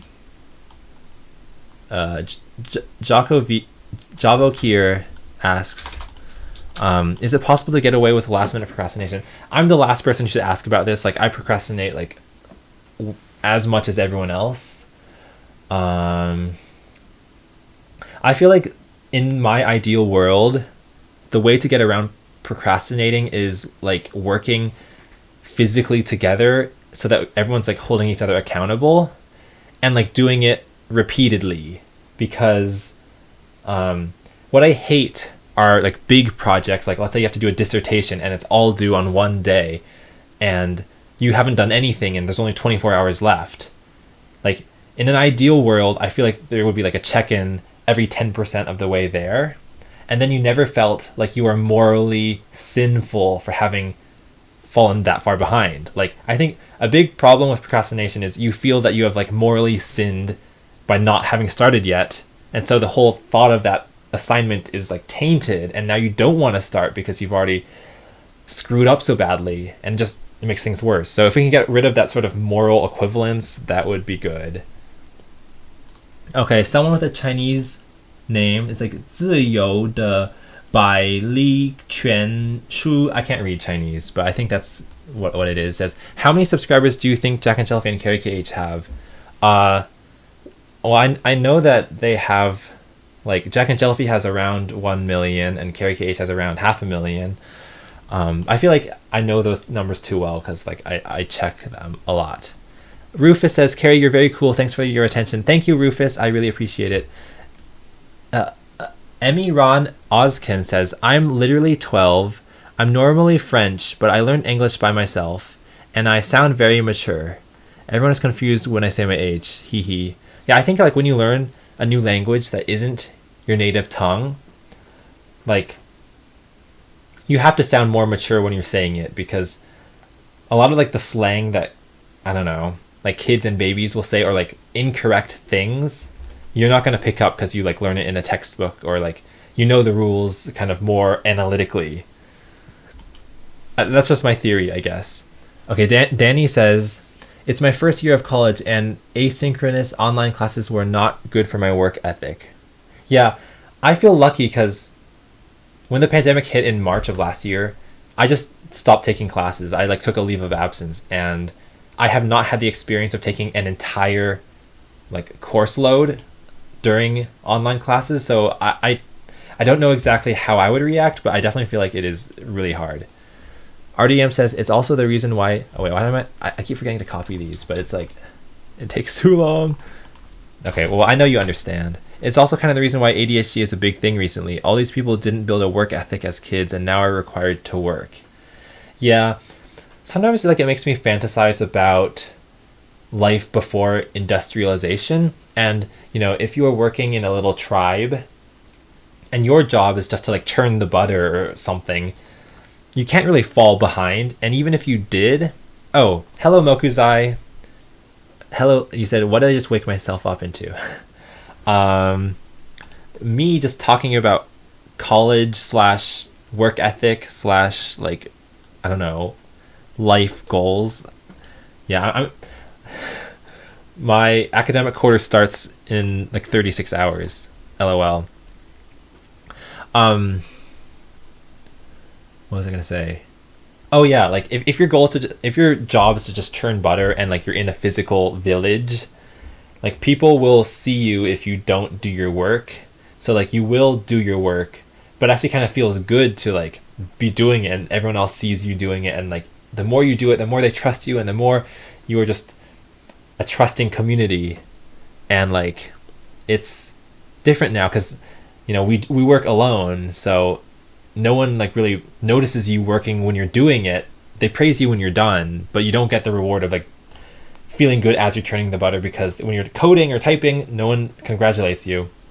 Okay, Teresa Limbeek says, how did you manage to take so many AP classes? So I took. Wait, okay, let me type it out. So freshman year, I was not allowed to take any. That was just a rule. Sophomore year, I took 2, which were music theory. That one was like out of the blue, and then calculus. I'm too loud again. So that was easy because music theory was not that hard. It was like very niche as well, but for whatever reason, like a lot of my friends decided to take it. Junior year was like the big one because everyone's like, colleges look the most at your junior year thing. So I took 5, I think. I took AP Calculus BC. So I guess calculus to me felt natural, or I really don't want to come across as like arrogant. I just calculus to me like didn't take as much time as the other classes. So that one was like not as bad as the others.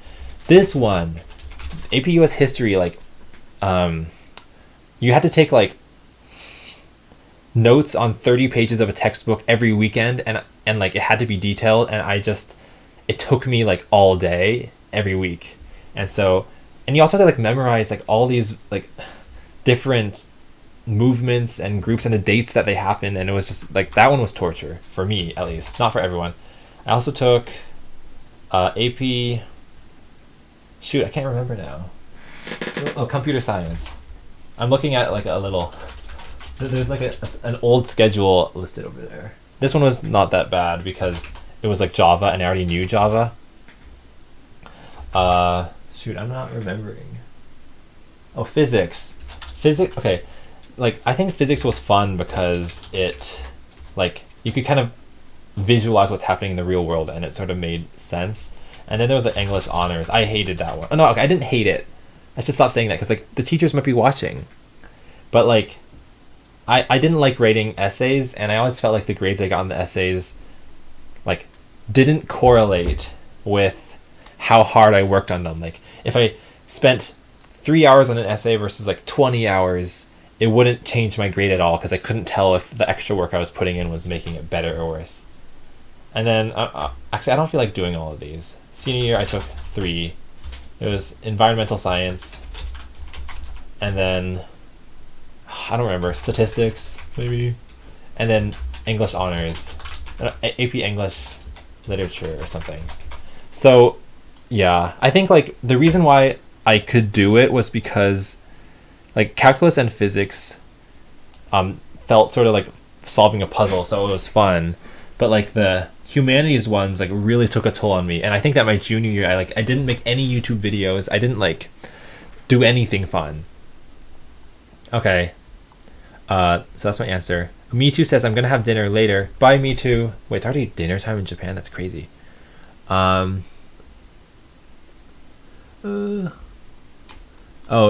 Javok here says thanks for answering my questions. No problem. Hopeless Sunshine says, okay, I hope this doesn't get political, but because of the pandemic, I've been fantasizing about UBI and not having to work, just getting to foster kids and knit or something. I think UBI is a really cool concept because, like, I think people have value just being a person existing, and I think UBI would reflect that. And I also think that, like, at least for the type of work that I've ever done, the best work comes when I know that my necessities are covered and I don't have to worry about them. Like, I think having the stability of like a house over my head and food is probably why like BFDI came out like every month reliably, you know? Like if I knew that like, oh, you need to get like $50 an hour or else you won't be able to buy food, I wouldn't be making a BFDI episode. I would be like trying to find the fastest like minimum wage job I could. So I definitely think like UBI would be good, but again, I won't become a politician ever. Okay, Ion Gavrilescu says, Carrie, I'm back. Hello. Oh, Jago J. Kuenko says, you remind me of Zidnaf. Not sure if you know him and his channel. I watch all of Zidnaf's videos, and I am like a follower. I don't want to say anything more than follower, but I like don't want to pressure any YouTuber to like either make new videos or to like get to know them. So I think I just really appreciate linguistics videos, and I think he does a good job of like making them interesting, and also like the stick figures are very like approachable. It doesn't feel like a giant corporation made them. Oh, UBI is Universal Basic Income, and it just means that everybody gets paid a certain amount for just being alive and being human. And like the amount is not decided on, but like, you know, it's up for debate. Yeah. Oh yeah. Hopeless Sunshine said yes, exactly. You would be more motivated to work if you didn't have to be productive, if your survival didn't hinge on it. Yeah, that's the concept I was thinking of. Javo here says, is it their voice? Because years ago I had the same thought about the similarities between Zidnaf and Carrie. Oh, is it because like well, I know that like my voice is like more nasally than normal. I don't know if that connects us at all. Okay, it's impossible to describe how voices sound. Like I do not have a deep voice like my brother. Like I could try to go lower, but it doesn't sound natural. RDM says, if you're talking about policy, what do you think CompSci can do to mitigate corruption in government? So gerrymandering is something I think we can all oppose. And I'm not going to say what I'm not going to go in depth, but like gerrymandering is where you know, draw districts in a populated area to sort of manipulate the way their votes are clustered. I think CGP Grey recommended. Okay, CGP Grey always has good content. This.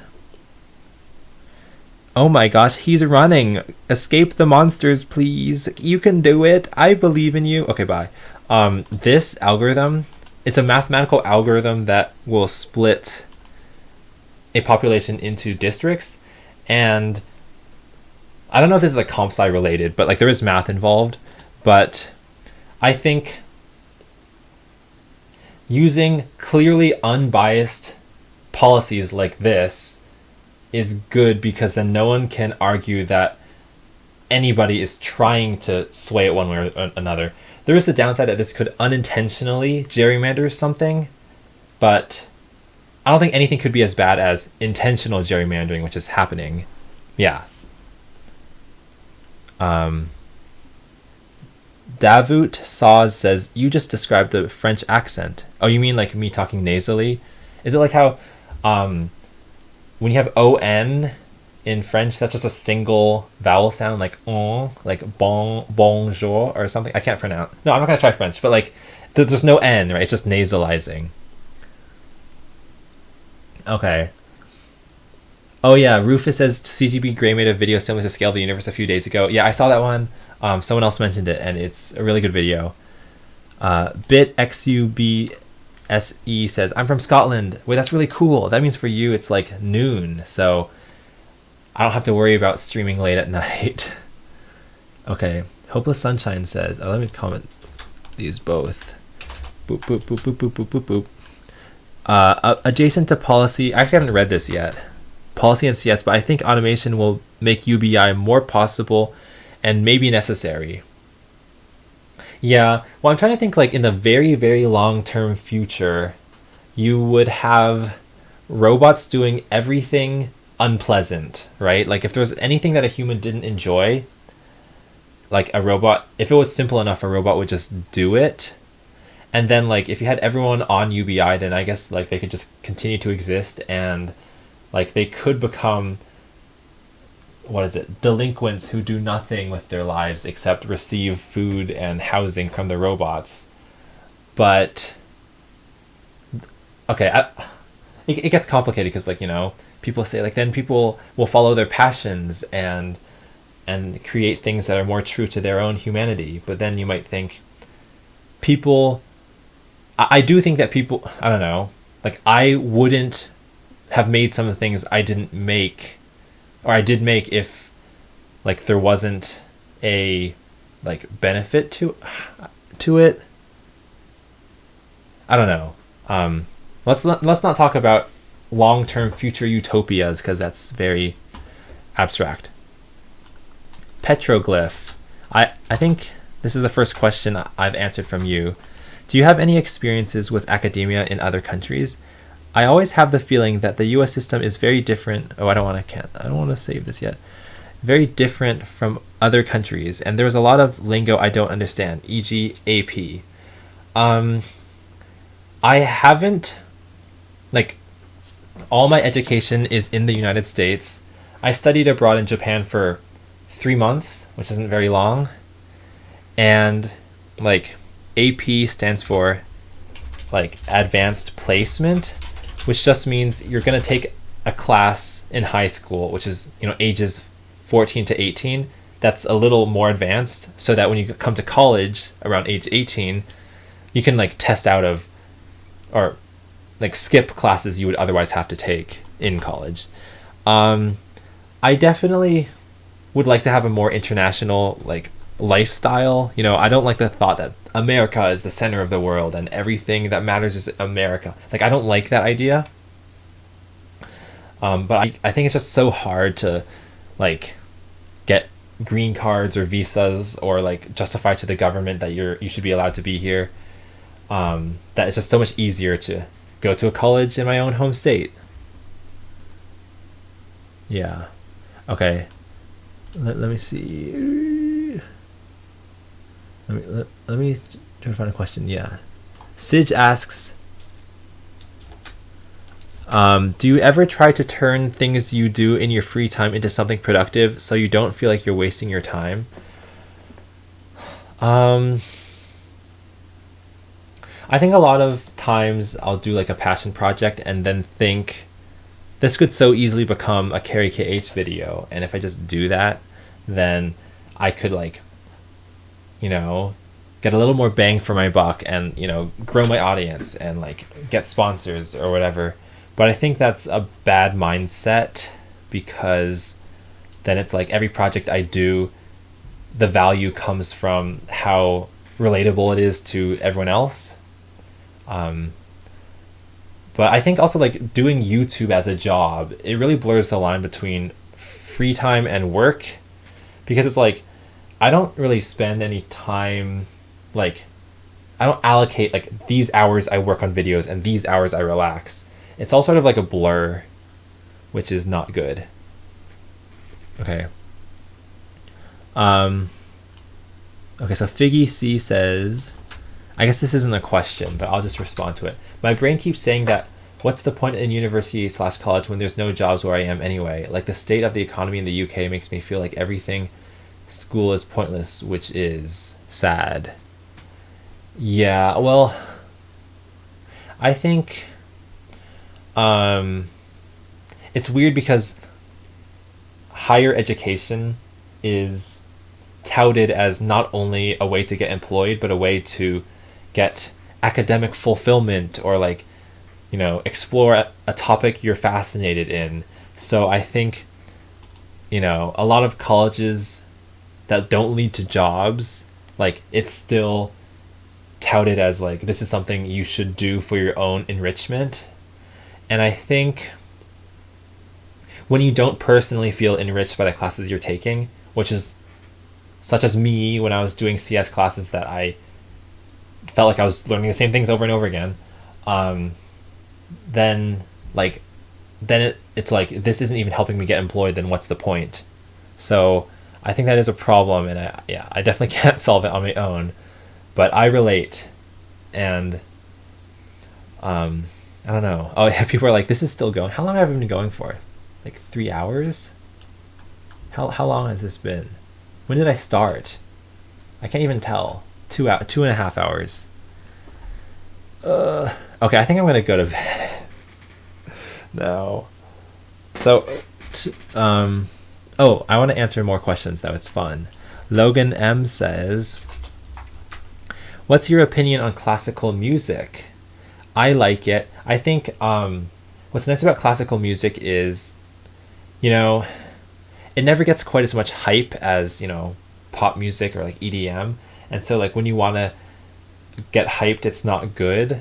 But it's like, classical music is sort of a palate cleanser. Like, what I mean is, you can always listen to it and feel clean and respect. Okay, this sounds like elitist, but it just feels like if you have classical music playing in the background, there's fewer times that offends you. Like, in the way that, like, if I played EDM music after my cat died on July 7th, 2014, that would be so inappropriate, but classical music would match that.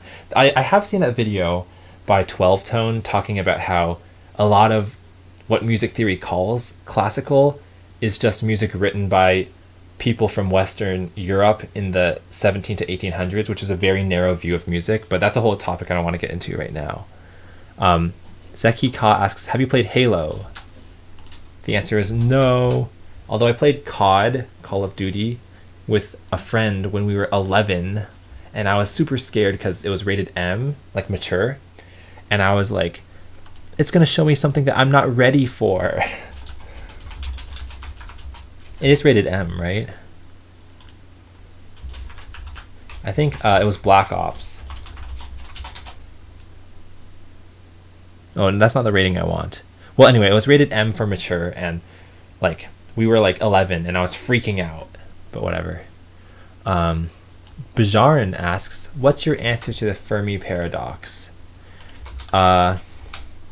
So that's the paradox where we're wondering, why do we not hear any aliens in space talking to us? Because if you multiply the number of planets, exoplanets in the universe times how many would want to reach out to us, it feels like the universe is so big it's got to happen. I think, okay, I think like it's not so far-fetched to me that every civilization would disappear at some point. Like, I think maybe there is a trend by which, you know, nuclear weapons get stronger and stronger, and eventually you can't avoid the danger that some crazy person could decide to kill everyone. Like, what if we reach a day where everyone has a nuclear... This isn't going to happen.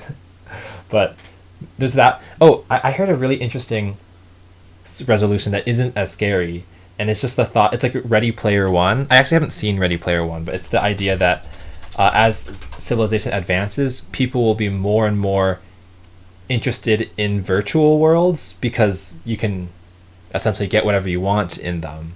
And as they turn more and more virtual, they will care less and less about, you know, outer space or like places outside of home. And I think you already see this happening. Like, you know, 20 years ago, people cared a lot about sports, and not to say that they don't now. They certainly still do. But think about how many more people want to be like famous gamers or like streamers, or like if you're really good at like Minecraft or Fortnite, you can become just as famous as top athletes. And like probably kids these days are more into that stuff anyway. So I think like you're already starting to see people like Gen Z caring more about virtual worlds than real ones. So maybe that'll happen to everyone.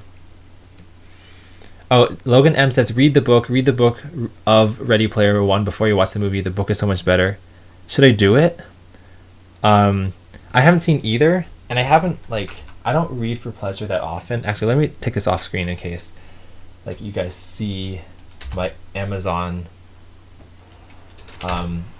thing. Because like I don't want you to see, like I don't want to leak anything. But let me search Ready Player One.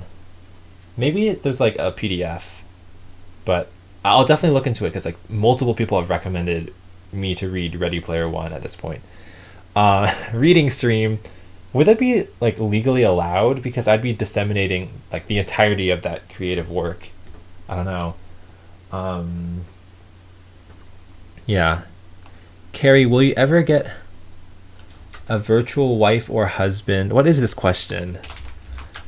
A virtual wife or husband custom tailored to your specification?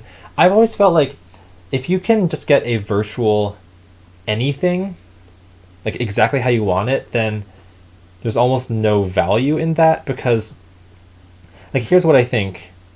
Imagine okay, one issue with there being social media is like everyone feels as if they're not getting enough likes on Facebook or Instagram likes or followers, because they also see the super famous people getting millions of likes and they're like, why can't I do that? And so they feel bad. And I've thought, let's say some company invents a care robot, and all it does is it's built to care about you, and it will like everything you post, and it's super cheap to make. So this company makes trillions of them. Suddenly, like, everyone is getting billions of likes. But like you look at your own care robots, and like it just feels like you didn't earn them, and they mean nothing, and you can always just tailor them to however you want. So it just feels like you didn't earn it. And I guess I feel like a virtual spouse would be the same. Yeah. I don't know if this is like a weird topic, but that's how I feel. Carrie needs a simp bot. No, I do not.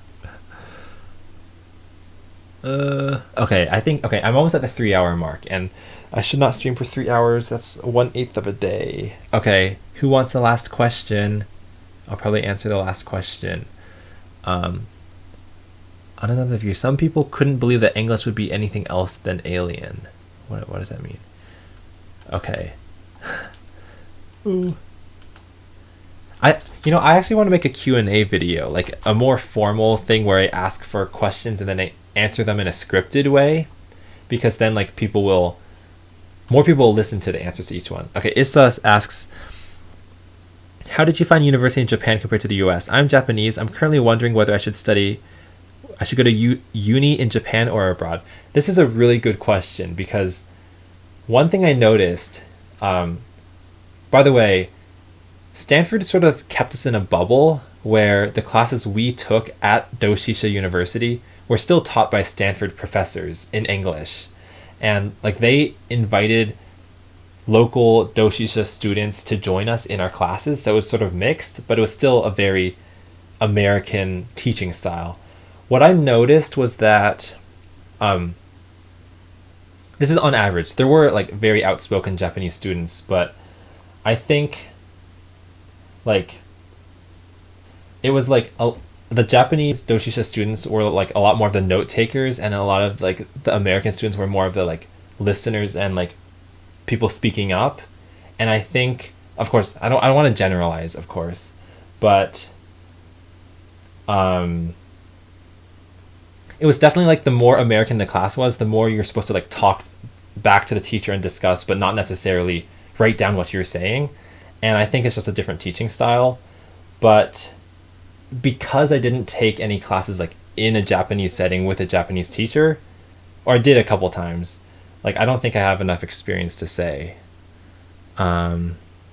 Rufus Isakov. Oh, lots of questions. Carrie, if you're going to do a PhD in math and had two options, one in California, one in Hawaii, which would you pick? I said one more question. This is already two more, but whatever. I saw this like TikTok recently that was talking about how Native Hawaiians feel as if they are being forced out of their own homeland because too many people are moving to Hawaii. And I don't know like how big of a problem that is for the whole state, or if I would be contributing to that if I moved there. I mean, I do like Hawaii, and I've actually, my last time in Hawaii was in 2009, and Michael and I came up with the idea of BFDI in Hawaii. But like, aside from that, which isn't relevant, like I mean, of course, having nice weather and like ocean island paradise everywhere is really nice, but like I don't know if I am like I have enough justification to like literally move to a different state. It's hard to like decide where to live, because like that's such a big decision, but a lot of the factors deciding it are like, you know, people get a job offer somewhere, and like as a YouTuber, like I don't really need to move anywhere to do something. Like I can just bring my laptop, so it's hard. Okay, yeah, I think I'm gonna go to bed now. How hard is university? Is it harder than high school and college? I would say Like, if you're not in college yet, imagine, like, it's winter break, and, like, before winter break, some teachers will give you some assignment to do over the break, and then you have to get it done before you get back, and that's super annoying. Some people will do that assignment on the first day of the break to get it over with. Most people will probably do it on the last day. I think university feels like that over and over again, meaning, like, you'll be given a lot more freedom to sort of do assignments at your own pace, but, like, no one's holding your hand. So if you start to fall behind, you might just have to drop out of the class, and you will probably feel bad about that, but, like, you kind of did it to yourself. So that's how I feel. Oh yeah, I'm glad to see that Hopeless Sunshine, like, you agree about the encroaching on Native people. If I do go there, I would want to put time into supporting Native Hawaiians' sovereignty. Yeah, I agree. I think, like, this is an issue that I feel like about moving anywhere.